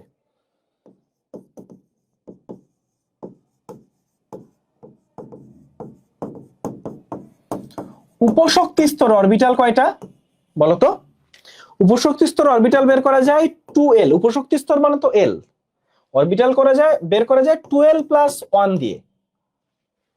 মানে ধরো l এর মান 2, তাহলে অরবিটাল কয়টা? 2l প্লাস 1, মানে 2 ইন্টু 2 প্লাস 1, ফলে 2 দুগুণে 4 আর 1 5, 5টা।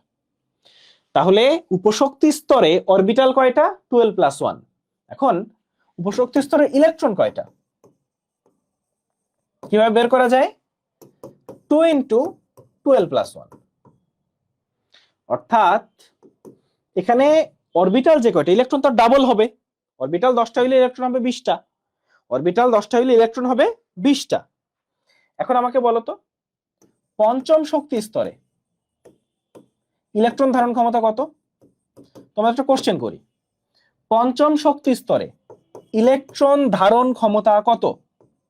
পরমাণুর পঞ্চম শক্তি স্তরে ইলেকট্রন ধারণ ক্ষমতা কত?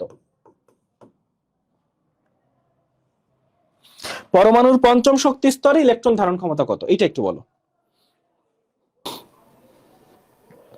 দেখো ধারণ ক্ষমতা 50টা, খুব লজিক্যাল যে ইলেকট্রন হচ্ছে 2n², তো n এর জায়গায় 5 দিলে 2n² মানে 50। ধারণ ক্ষমতা 50, কিন্তু অ্যাকচুয়ালি থাকে, বাস্তবে থাকে 32টা। বাস্তবে কয়টা থাকে? 32টা, মানে 32টার উপরে থাকে না। তাইলে ধারণ ক্ষমতা 50, কিন্তু বাস্তবে 32টার উপরে থাকে না। এই জায়গাটা একটু খেয়াল করবা, এই জায়গাটা একটু আমরা খেয়াল রাখতে চাই। ক্লিয়ার?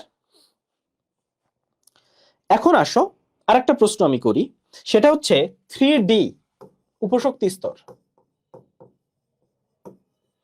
3D উপশক্তি স্তরে m এর মান কত?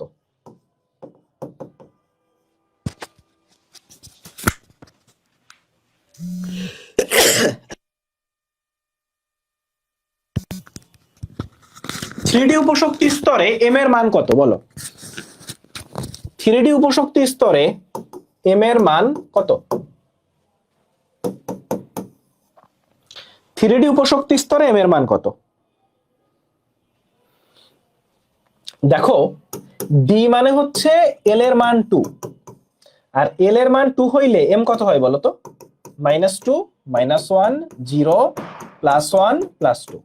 তাহলে m এর মান 5, মানে 5টা। m এর মান কয়টা? 5টা। এটা অন্যভাবেও বের করা যায়। তুমি জানো যে l এর মান যদি 2 হয়, তুমি জানো 12 + 1, সেটাও আসতেছে 2 × 2 + 1, 5। তাইলে চৌম্বকীয় কোয়ান্টাম সংখ্যার মান কত হবে? 5। চৌম্বকীয় কোয়ান্টাম সংখ্যার মান কত হবে ভাইয়া? 5 হবে। 5 হবে চৌম্বকীয় কোয়ান্টাম সংখ্যার মান।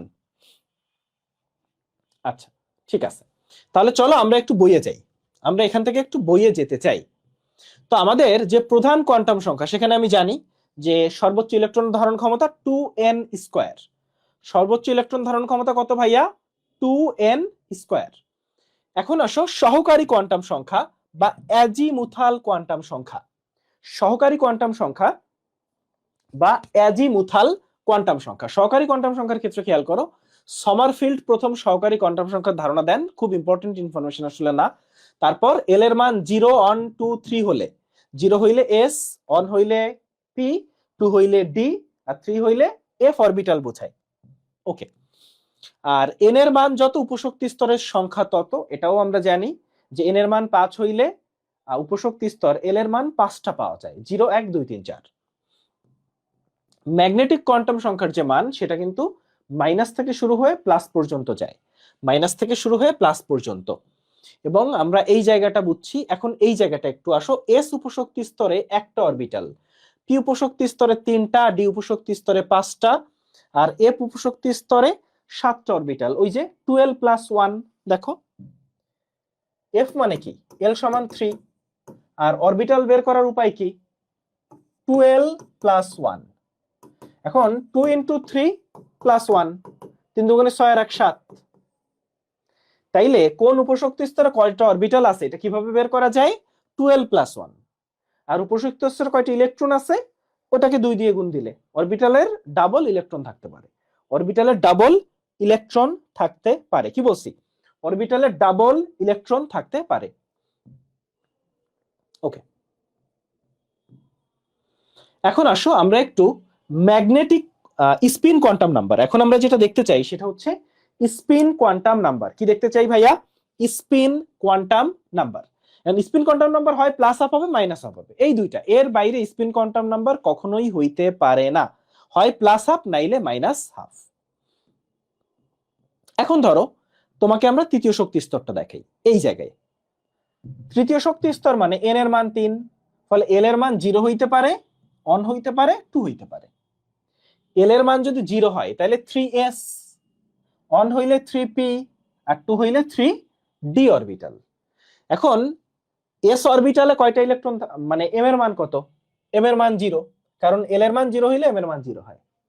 এখানে পি আছে, তো পি মানে এল এর মান 1, এল এর মান 1 হইলে এম এর মান হয় -1, 0, +1, তিনটা, মানে তিনটা অরবিটাল আছে। কয়টা অরবিটাল? তিনটা। আর এখানে ডি, ডি মানে এল এর মান 2, এল এর মান 2 হইলে এম এর মান হয় 5টা, মানে অরবিটাল কয়টা? 3D তে 5টা। 3D তে অরবিটাল কয়টা ভাইয়া? 5টা। ক্লিয়ার জিনিসটা? ফলে আমার অরবিটাল টোটাল কয়টা হইলো? 5 আর 3 8 আর 1 9, আর 9টা অরবিটাল ইলেকট্রন কয়টা হবে? 18টা। 9টা অরবিটাল ইলেকট্রন কয়টা থাকতে পারে? টোটাল 18টা ইলেকট্রন থাকা পসিবল। টোটাল কয়টা ইলেকট্রন থাকা পসিবল? 18টা ইলেকট্রন থাকা পসিবল।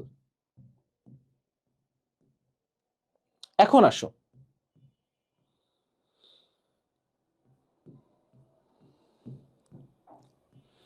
আচ্ছা আমরা কি পেজ মিসিং গেছে?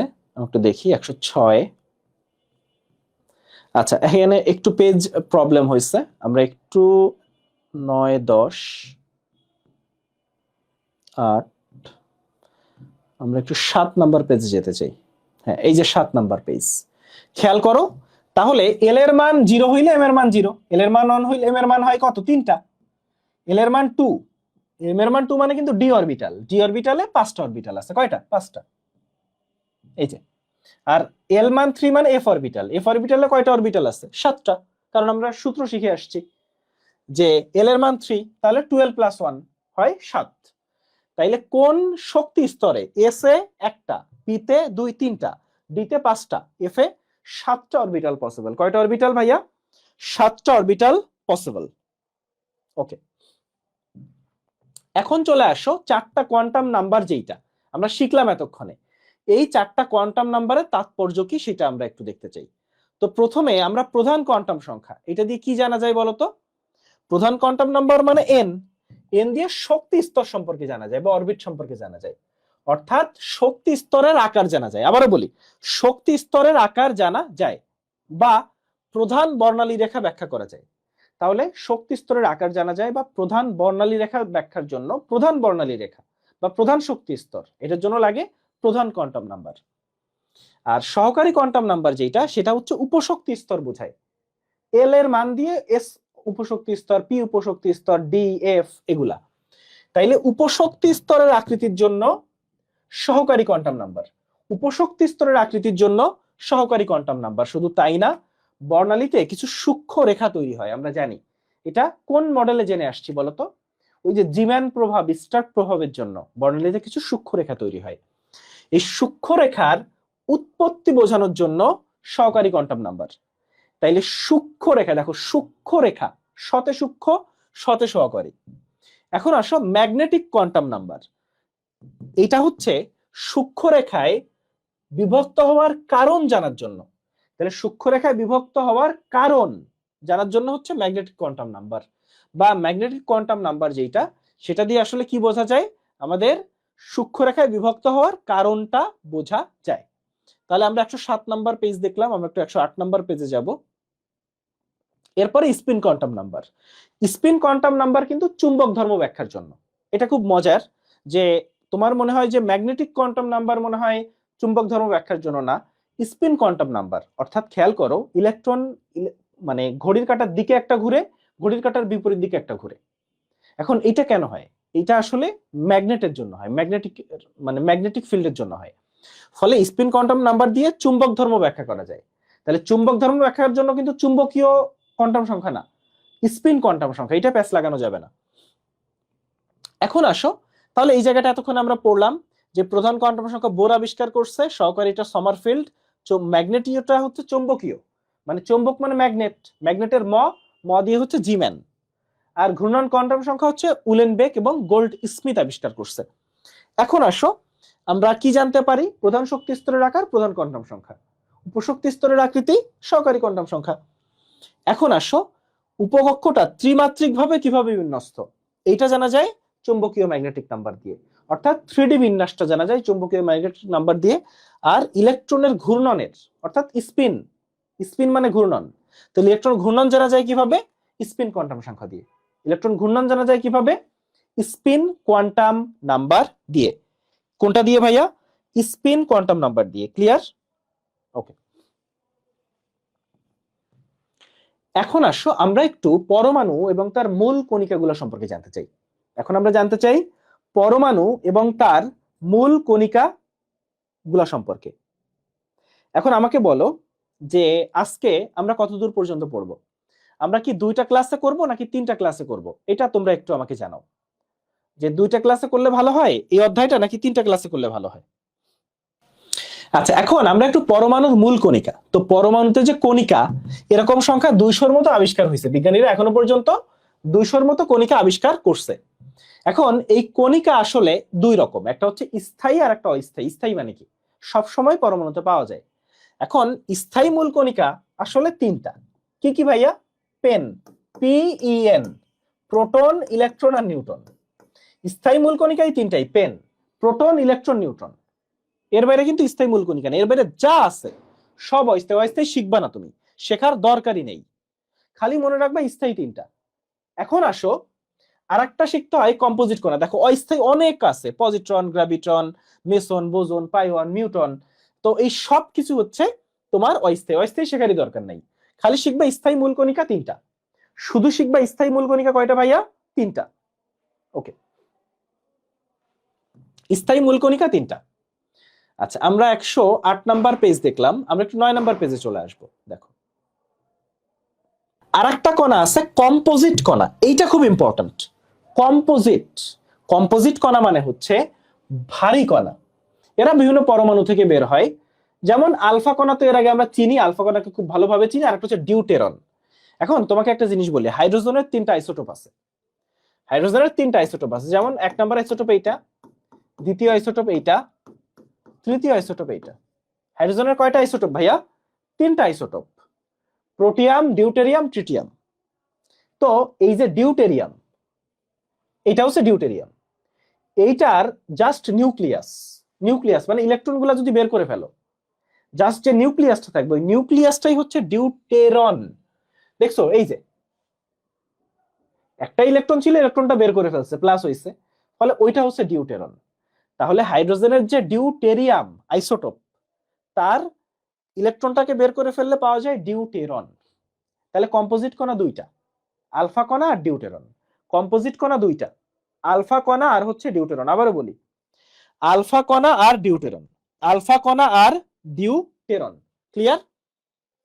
ওকে, তাহলে কম্পোজিট কণা আমরা পাচ্ছি 2টা, আলফা কণা, ডিউটেরন। এখন আসো আমরা একটু আইসোটোপ, আইসোবার, আইসোটোন এগুলো সম্পর্কে জানবো। কি সম্পর্কে ভাইয়া?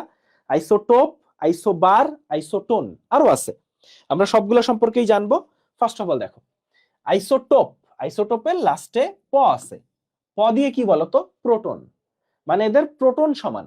এখন একটা জিনিস বুঝো যে প্রোটন সংখ্যা সমান হইলে, মানে প্রোটন সংখ্যা মানে পারমাণবিক সংখ্যা। তো পর্যায় সারণীতে 118টা মৌল আছে, প্রত্যেকটা মৌলের পারমাণবিক সংখ্যা আলাদা। পারমাণবিক সংখ্যা আলাদা মানে প্রোটন সংখ্যা আলাদা। তাহলে পর্যায় সারণীতে 118টা মৌলের প্রত্যেকটা মৌলের পারমাণবিক সংখ্যা আলাদা, মানে প্রোটন সংখ্যা আলাদা। কখনোই 2টা মৌলের প্রোটন সংখ্যা সেম হইতে পারবে না, কারণ এটা কখনোই সম্ভব না। কারণ এই প্রোটন সংখ্যার উপর ভিত্তি করে পর্যায় সারণীটাকে সাজানো হয়েছে। এর জন্য আইসোটোপ মানে প্রোটন সংখ্যা সমান। প্রোটন সংখ্যা সমান হলে তারা একই মৌলের হইতে হবে। কখনো 2টা মৌলের আইসোটোপ হয় না, একই মৌলের আইসোটোপ হয়। তাহলে দেখো আইসোটোপের জায়গাটায় আমরা একটু শুরুতে আসি।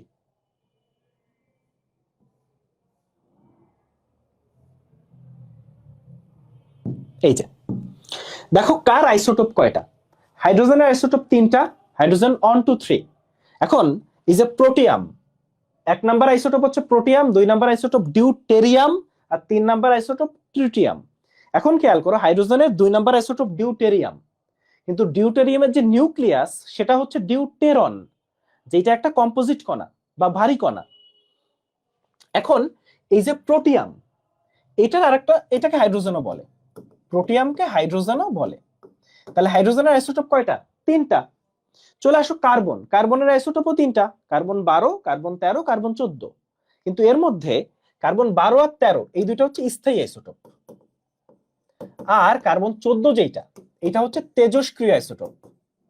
তাহলে কার্বনের 12টা হচ্ছে স্থায়ী আইসোটোপ, 12 আর 13 স্থায়ী আইসোটোপ, আর 14 নাম্বারটা তেজস্ক্রিয় আইসোটোপ। এখন আসলে অক্সিজেন, অক্সিজেনের আইসোটোপ তিনটা, অক্সিজেন 16, 17, 18, ক্লোরিনের দুইটা, ক্লোরিন 35, ক্লোরিন 37। একটু বলি আমাদের যে মৌলগুলো আছে 118টা মৌল, এই মৌলগুলার সবারই একাধিক আইসোটোপ আছে, একাধিক আইসোটোপ আছে, শুধুমাত্র দুইটা বাদে, সোডিয়াম আর অরাম। অরাম মানে হচ্ছে গোল্ড, সোনা। তাহলে সোডিয়াম আর অরাম এর একটা আইসোটোপ। তাহলে পরীক্ষায় যদি আসে একটা আইসোটোপ কার, পরীক্ষায় একাধিকবার আসছে, মেডিকেলে দুইবার আসছে। তাহলে যদি বলে একটা আইসোটোপ কার, তাহলে সোডিয়াম আর অরাম। এর বাইরে সব মৌলের একাধিক আইসোটোপ আছে, কার্বনের তিনটা, অক্সিজেনের তিনটা, হাইড্রোজেনের তিনটা, ক্লোরিনের দুইটা, এরকম। আচ্ছা, তাহলে আইসোটোপটা বুঝতে পারলাম। তো এখানে দেখো সোডিয়াম আর অরাম বাদে প্রকৃতিতে সব মৌলের একাধিক আইসোটোপ আছে। এখন পর্যন্ত আইসোটোপ পাওয়া গেছে 1300টার মতো আইসোবার। তো দেখো আইসোবারের র দিয়ে মনে রাখবা ভর সমান। কি সমান ভাইয়া? ভর সমান। তো ভর মানে কি দেখো, আমরা দুইটা দেখি একটু। কপার 2964 আর জিঙ্ক 3064, আর উপরেরটা হচ্ছে ভর। ভর কি? ভর হচ্ছে প্রোটন আর নিউট্রনের যোগফল। ভর হচ্ছে প্রোটন প্লাস নিউট্রনের যোগফল। আর নিচে যেটা থাকে এটা কি? Proton, proton number. ফলে প্রোটন আর নিউট্রন থেকে যখন তুমি প্রোটনটা বিয়োগ দাও তাহলে কি পাও? Neutron number. তাহলে পাওয়া যায় আমাদের নিউট্রন নাম্বার। এখন এখানে খেয়াল করো, নিউট্রন নাম্বারের হিসাবে পরে আসতেছি, এটা আমাদের আইসোটোনে লাগবে। আমরা আগে দেখবো আইসোবার। আইসোবারে ভর সমান মানে উপরেরটা সমান, এইটা উপরেরটা সমান হইলে তারা আইসোবার। যেমন কপার আর জিঙ্ক হচ্ছে আইসোবার, তাইলে এই দুইটা সমান হইলে তারা আইসোবার। এখন আসো, যেমন কার্বন আর নাইট্রোজেন, দুইটারই ভর 14, তাহলে কার্বন আর নাইট্রোজেন হচ্ছে আইসোবার। আইসোটোন, আইসোটোনের লাস্টে ন, ন দিয়ে নিউট্রন সংখ্যা সমান। আইসোটোনের লাস্টে ন, ন দিয়ে কি সমান? নিউট্রন নাম্বার সমান। এখন নিউট্রন নাম্বার মানে সহজ ভাষায় উপরেরটা থেকে নিচেরটা বিয়োগ দিবা, কারণ উপরে থাকে প্রোটন আর নিউট্রন, আর নিচে হচ্ছে প্রোটন। ফলে প্রোটন আর নিউট্রন থেকে যদি প্রোটন বিয়োগ দাও তাহলে তো নিউট্রনই পাবা। তাইলে উপরেরটা থেকে নিচে বিয়োগ দিলে হয় 8, কার্বনের আর অক্সিজেনের 16 থেকে 8 বিয়োগ দিলে হয় 8। তাহলে কার্বন আর অক্সিজেন কি? একটার একটার আইসোটোন। তাহলে কার্বন আর অক্সিজেন হচ্ছে একটার একটার আইসোটোন। Isotone, clear? এর বাইরে আরো দুইটা টার্ম আমরা আসলে শিখবো, ছোট্ট দুইটা টার্ম। সেই দুটো টার্ম হচ্ছে এই যে আইসো ইলেকট্রনিক। দেখো আইসো মানে একই, আর ইলেকট্রনিক মানে ইলেকট্রন। মানে ধরো দুইটা মৌল বা যৌগ বা আয়ন হইতে পারে, এনিথিং, তাদের যদি ইলেকট্রন নাম্বার সেম হয়, ইলেকট্রন নাম্বার সেম হয়, সেটা হচ্ছে আইসো ইলেকট্রনিক। সেটা হচ্ছে ভাইয়া কি? আইসো ইলেকট্রনিক। যেমন তুমি ধরো আর্গন, পটাশিয়াম আয়ন, আর একটা কি হইতে পারে, ধরো ক্যালসিয়াম আয়ন। এখন তুমি অলরেডি দেখতেছো যে আর্গন হচ্ছে 18। এখন দেখো আর্গনেও 18টা ইলেকট্রন আছে, পটাশিয়ামে 18টা ইলেকট্রন আছে, ক্যালসিয়ামে 18টা ইলেকট্রন আছে। মানে এই তিনটা যৌগেই বা তিনটা মৌল বা আয়নেই 18টা করে ইলেকট্রন আছে। মানে মোট কথা তুমি যাই দাও সবগুলো যদি 18টা করে ইলেকট্রন হয়, 18টা করে ইলেকট্রন না, সেম সংখ্যক ইলেকট্রন হয়, সেটা হচ্ছে আইসো ইলেকট্রনিক। সেটা হচ্ছে আইসো ইলেকট্রনিক। আর একটা আছে আইসো স্টার। আইসো স্টার মানে হচ্ছে মানে দুইটা যৌগ বা দুইটা মৌল বা একটা যৌগ একটা আয়ন, এনিথিং, এদের যদি ইলেকট্রনও সমান হয়, পরমাণুও সমান হয়, ইলেকট্রনও সমান হয়, পরমাণুও সমান হয়, তাহলে তারা হচ্ছে ভাইয়া আইসো স্টার। তারা কি? আইসো স্টার। যেমন CO2 এবং N2O। কি বলছি ভাইয়া? CO2 এবং N2O। খেয়াল করো এই দুইটা যৌগে কয়টা পরমাণু আছে? 3টা। এখানে কয়টা পরমাণু আছে ভাইয়া? 3টা। এখানে কয়টা ইলেকট্রন আছে আমাকে একটু বলো তো। কার্বন ডাই অক্সাইডে কয়টা ইলেকট্রন আছে? 6টা, 8টা, 8টা, 16টা, তাইলে 22টা। এখানে 22টা ইলেকট্রন আছে, এখানেও দেখো 22টা ইলেকট্রন আছে। 7 দুগুণে 14 আর 8 22। তাহলে অর্থাৎ এখানে পরমাণুও সেম, ইলেকট্রনও সেম। ফলে এরা হচ্ছে আইসো স্টার। যেখানে পরমাণুও সমান, ইলেকট্রনও সমান, এরকম দুইটা যৌগ যদি পাও তারা হচ্ছে আইসো স্টার। আবারও বলি, তারা কি? আইসো স্টার। ওকে, এখন এখানে আরেকটা ছোট্ট জিনিস তোমাকে শিখতে হবে কষ্ট করে, সেটা হচ্ছে এই যে আইসোটোপ গুলা, এই আইসোটোপ গুলার চমৎকার কিছু ব্যবহার আছে।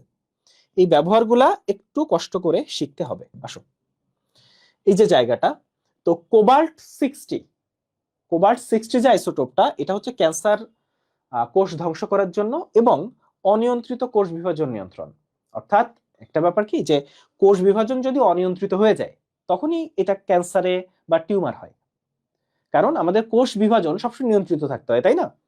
কোষ বিভাজন যদি কখনো মানে অনিয়ন্ত্রিত হয় তখনই সেখান থেকে ক্যান্সার হইতে পারে, টিউমার হইতে পারে।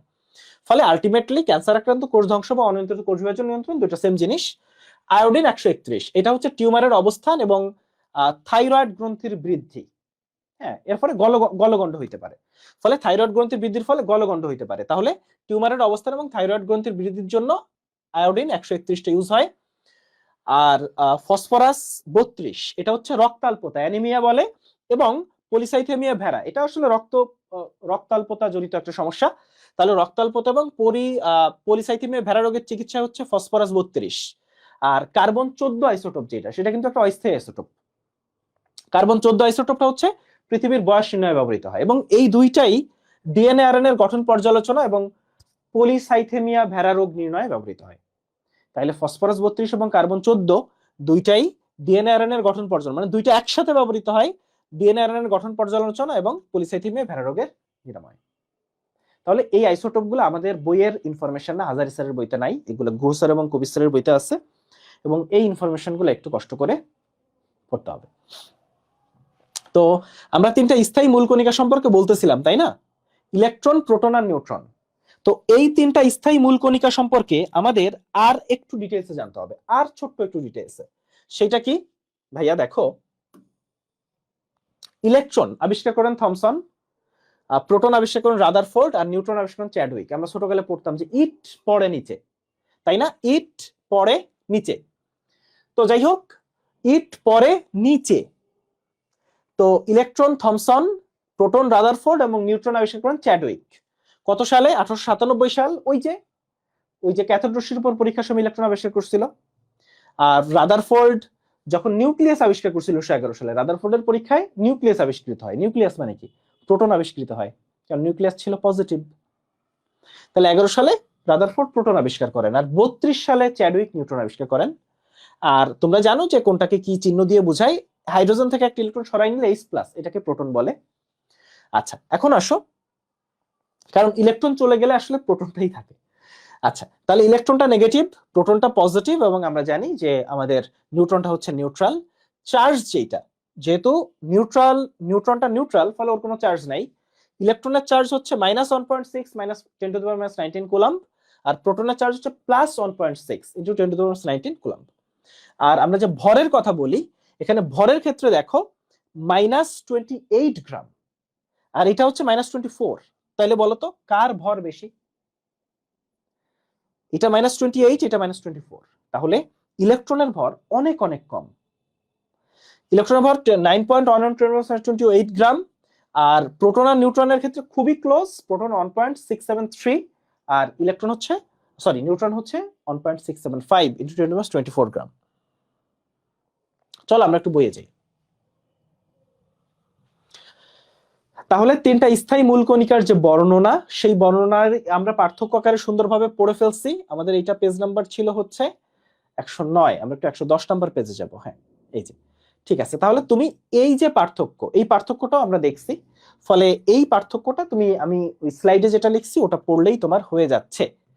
এখন চলে আসো, ইলেকট্রনের ভর আমরা অলরেডি জানি 9.1 × 10⁻28 গ্রাম। এখন এটা বের করছে কিভাবে? এটা বের করছে, আচ্ছা, ইলেকট্রনের ভর না, আমরা একটু ইলেকট্রনের চার্জ নির্ণয় করা দেখব। তো রবার্ট মিলিকন উনি তৈলবিন্দু পরীক্ষার সাহায্যে ইলেকট্রনের চার্জ নির্ণয় করেন। কোন পরীক্ষা? তৈলবিন্দু পরীক্ষার সাহায্যে ইলেকট্রনের চার্জ নির্ণয় করেন। এরপর আসো, আমরা একটু 110 নাম্বার পেজ, তাই তো? আমরা একটু 111 নাম্বার পেজে যাব। 7, 11, ওকে। তাহলে এই যে স্থায়ী মূল কণিকা, অস্থায়ী মূল কণিকা, এগুলো সম্পর্কে আমরা একটু পড়লাম। আমরা কিছু প্রশ্ন সলভ করে আসি।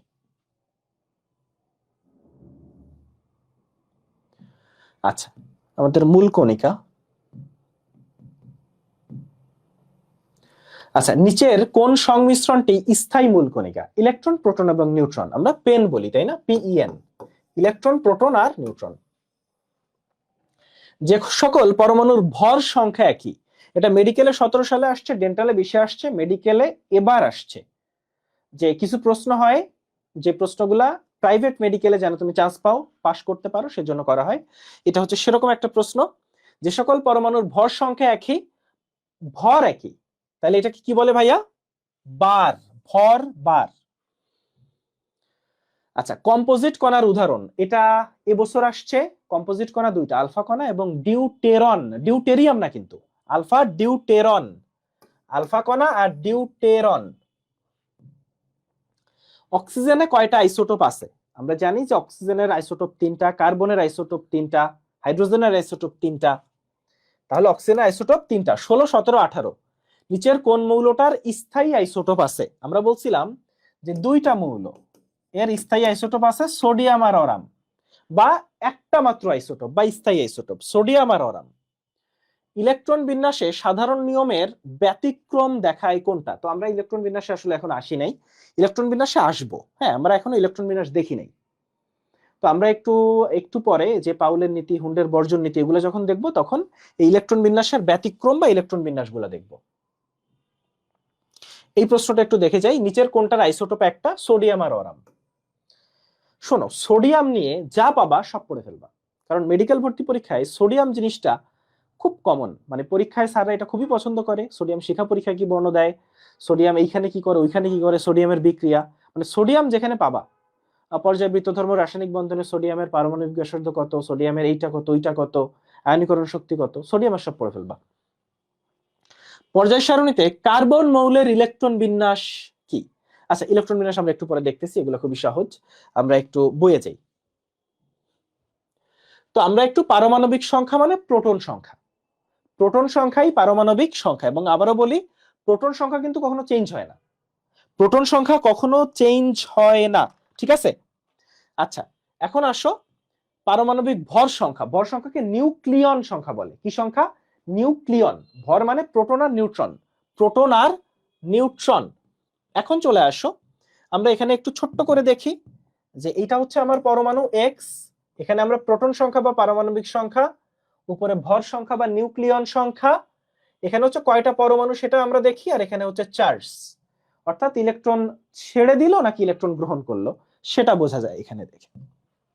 এখন আসো, আমরা পরমাণুর যে ভর, অ্যাকচুয়ালি এখানে পরমাণুর প্রকৃত ভরগুলো আছে। এখন তুমি আমাকে বলো, এই ভরগুলা কি মনে রাখা সম্ভব? এই ভরগুলা মনে রাখা সম্ভব না। এটা হাইড্রোজেনের, কার্বনের, অক্সিজেনের, এই তিনটা একটু দেখো, কিন্তু স্টিল এগুলা লাগে না। কিন্তু এই ভরগুলো আমরা মনে রাখতে পারা সম্ভব না, 118টা মূলের ভর। এর জন্য আমরা নতুন একটা, বিজ্ঞানীরা নতুন একটা সিস্টেম আবিষ্কার করছে। সেই সিস্টেমটা কি? আপেক্ষিক পারমাণবিক ভর। সেই সিস্টেমটাকে বলা হয় ভাইয়া আপেক্ষিক পারমাণবিক ভর। তাহলে চলো আমরা একটু দেখি, পারমাণবিক ভর প্রকাশের 3টা স্কেল আছে, হাইড্রোজেন স্কেল, অক্সিজেন স্কেল এবং carbon scale. Hydrogen scale, oxygen scale এবং কার্বন স্কেল। তো আপেক্ষিক পারমাণবিক ভর কিভাবে বের করছে?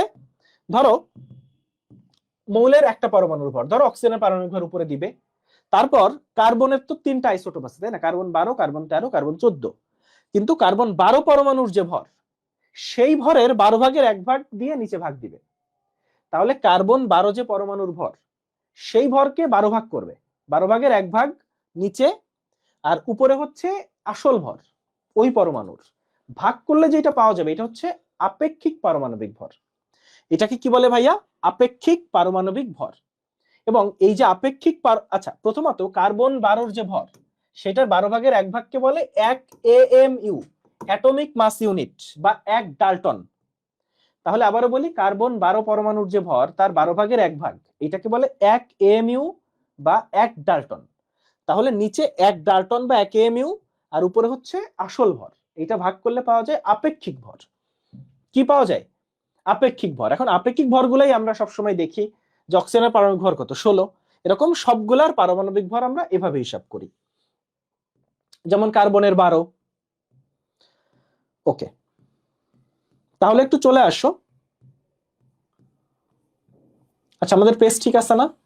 আমি একটু চেক করি, কারণ পেজ উল্টাপাল্টা হওয়ার জন্য যত ঝামেলা হয়ে গেছে। না, পেজ ঠিক নাই আসলে। আমরা হচ্ছে 112 দেখলাম, এরপরে 113তে যেতে হবে।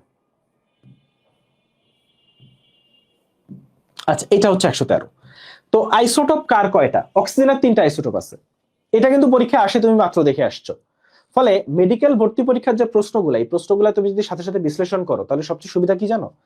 প্রশ্ন কই থেকে হয় তুমি বুঝে ফেলবা। এবং সবচেয়ে মজার ব্যাপার যে প্রশ্ন কিছু জায়গা থেকে হয়, সব জায়গা থেকে হয় না, অল্প কয়েকটা জায়গা থেকে হয়। আমরা অনেক ডিটেলসে পড়তেছি, এত ডিটেলস আসলে লাগেও না। স্টিল যেহেতু এখানে প্রি মেডিকেলের বাচ্চারা আসছো, তোমাদের সামনে এসএসসি, যার কারণে পড়তেছি, কিন্তু অ্যাকচুয়ালি, এবং আমরা পড়িও, কিন্তু অ্যাকচুয়ালি এত ডিটেলসে লাগেও না। তোমরা অনেকে বলতেছিলা যে ভাইয়া মানে বেসিক ক্লিয়ার হবে কিনা। এখন তোমরাই বলো যে তোমাদের আসলে বেসিকটা ক্লিয়ার হচ্ছে কিনা, তোমরাই আমাকে বলো। তাহলে কার্বনের 2টা স্থায়ী আইসোটোপ আছে 12-13, সেটা বলা আছে। এবং আমরা একটু নিচে চলে আসব, আমি একটু পেজটা মিলাই। 113, 113 পরে আমরা 114-তে যাব। আচ্ছা আচ্ছা, আমরা একটু তেজস্ক্রিয়তা দেখতে চাই। তো আমাদের যে 118টা মৌল আছে পর্যায় সারণী তোমরা দেখছো, তো 118টা মৌলের শেষের দিকের মৌলগুলা, বিশেষ করে 91 পরের মৌলগুলা, এই মৌলগুলা তেজস্ক্রিয়। তেজস্ক্রিয় মানে কি? এরা এই যে আলফা রশ্মি, বিটা রশ্মি, এই রশ্মিগুলা বিকিরিত করে। অর্থাৎ এই মৌলগুলা আসলে নিজে নিজে ভেঙে যেতে থাকে। এবং এই তেজস্ক্রিয়তা ধর্ম কিন্তু প্রথম দিকের মৌলগুলা এই মৌলগুলাতে নাই। তাহলে আমরা তেজস্ক্রিয়তাটা দেখব, চলো।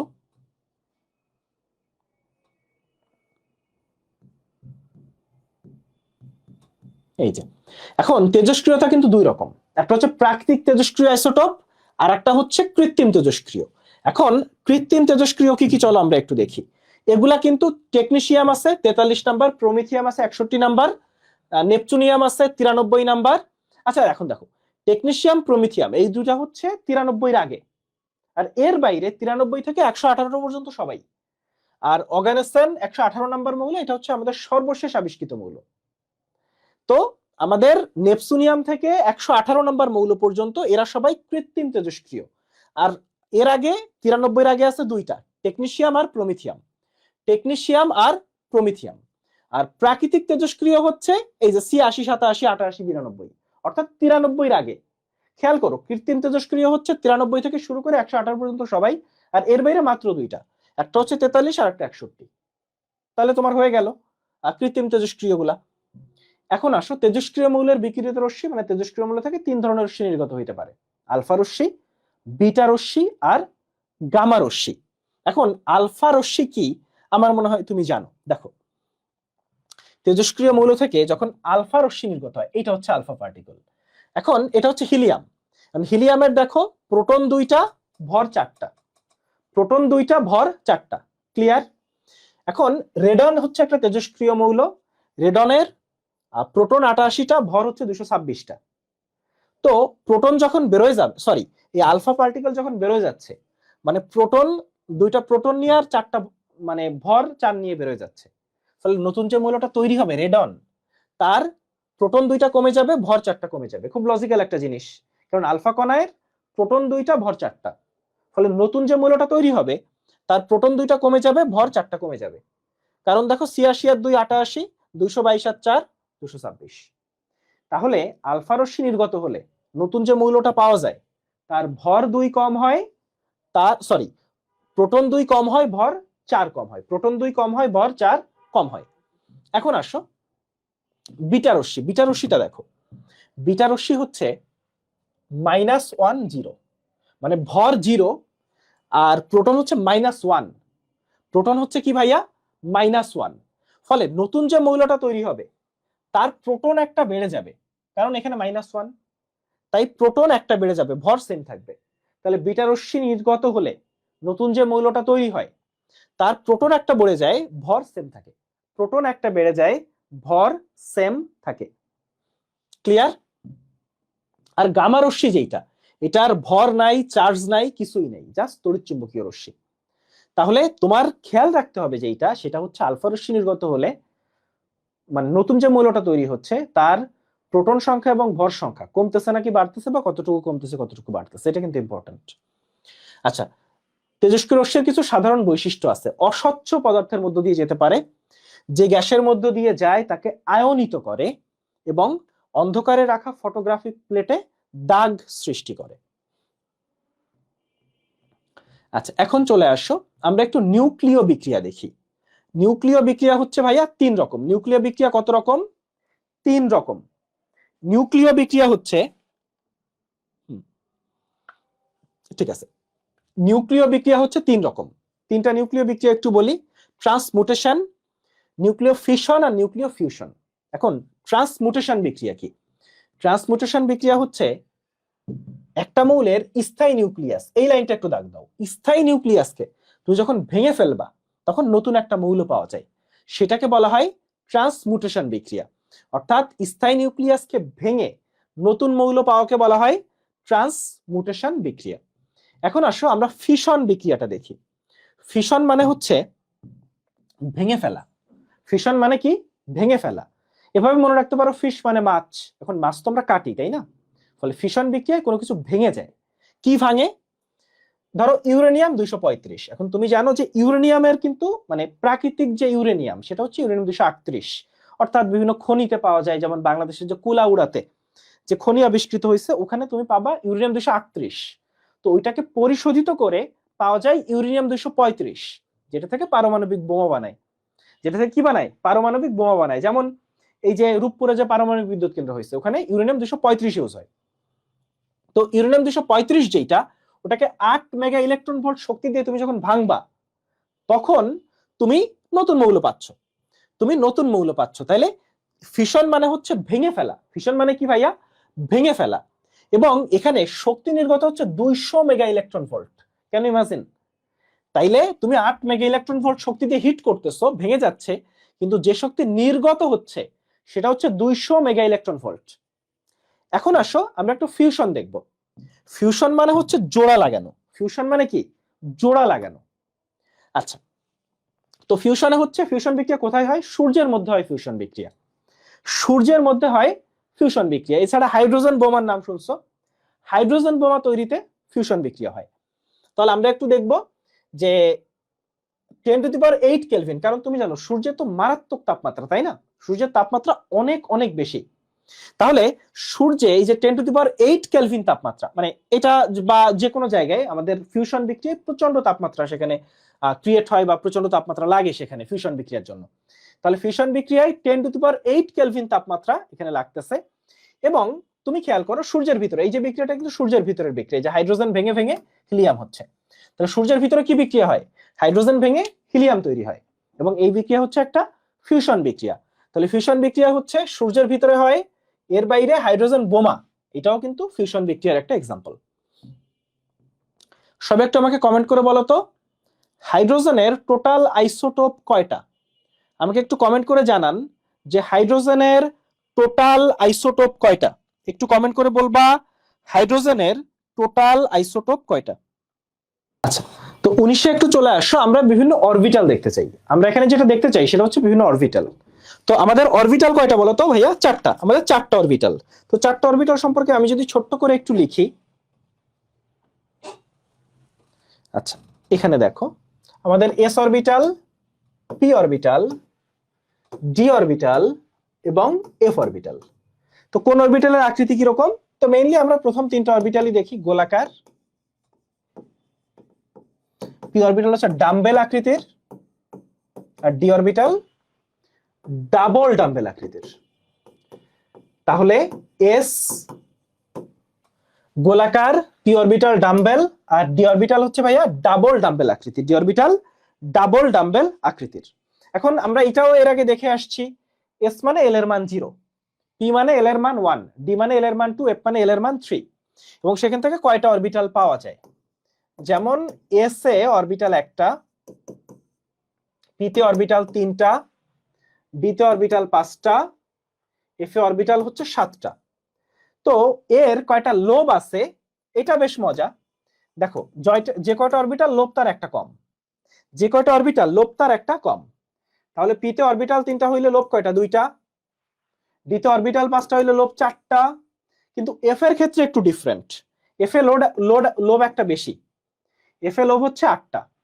তাহলে অরবিটাল কয়টা, লোব কয়টা আমরা দেখলাম যে এস এ অরবিটাল 1টা, পি তে 3টা, ডি তে 5টা, এফ এ 7টা, আর লোব একটা কমে যায় কিন্তু এফ এ একটা বাড়ে। এইটা আমরা একটু খেয়াল রাখবো এবং চলে আসো এখানে, আমরা ইন্টারে যখন পড়াশোনা করছিলাম তখন এগুলো অনেক ডিটেইলসে পড়ছি, ভেঙে ভেঙে সুন্দর করে স্যাররা পড়াইতো, এবং তোমরাও পড়ছো বা পড়তেছো। কিন্তু মেডিকেলে এতটুকু যদি তুমি জানো, এটা মোর দ্যান এনাফ। আচ্ছা, এখন আমরা একটু অরবিট এবং অরবিটাল এই দুইটা পার্থক্য দেখবো। তো অরবিট হচ্ছে একটা 2D ধারণা। অরবিট মানে 2D তো বুঝো, ধরো এই যে বইটা তুমি দেখতেছো, বইয়ের পাতায় যা দেখতেছো এটা হচ্ছে 2D। আর 3D মানে তুমি তোমার চোখের সামনে আমরা যেগুলো দেখি, যেভাবে দেখি সেটা হচ্ছে 3D, বা 3D সিনেমা দেখা যায়। তাইলে অরবিট হচ্ছে একটা 2D ধারণা, অরবিটাল হচ্ছে একটা 3D ধারণা।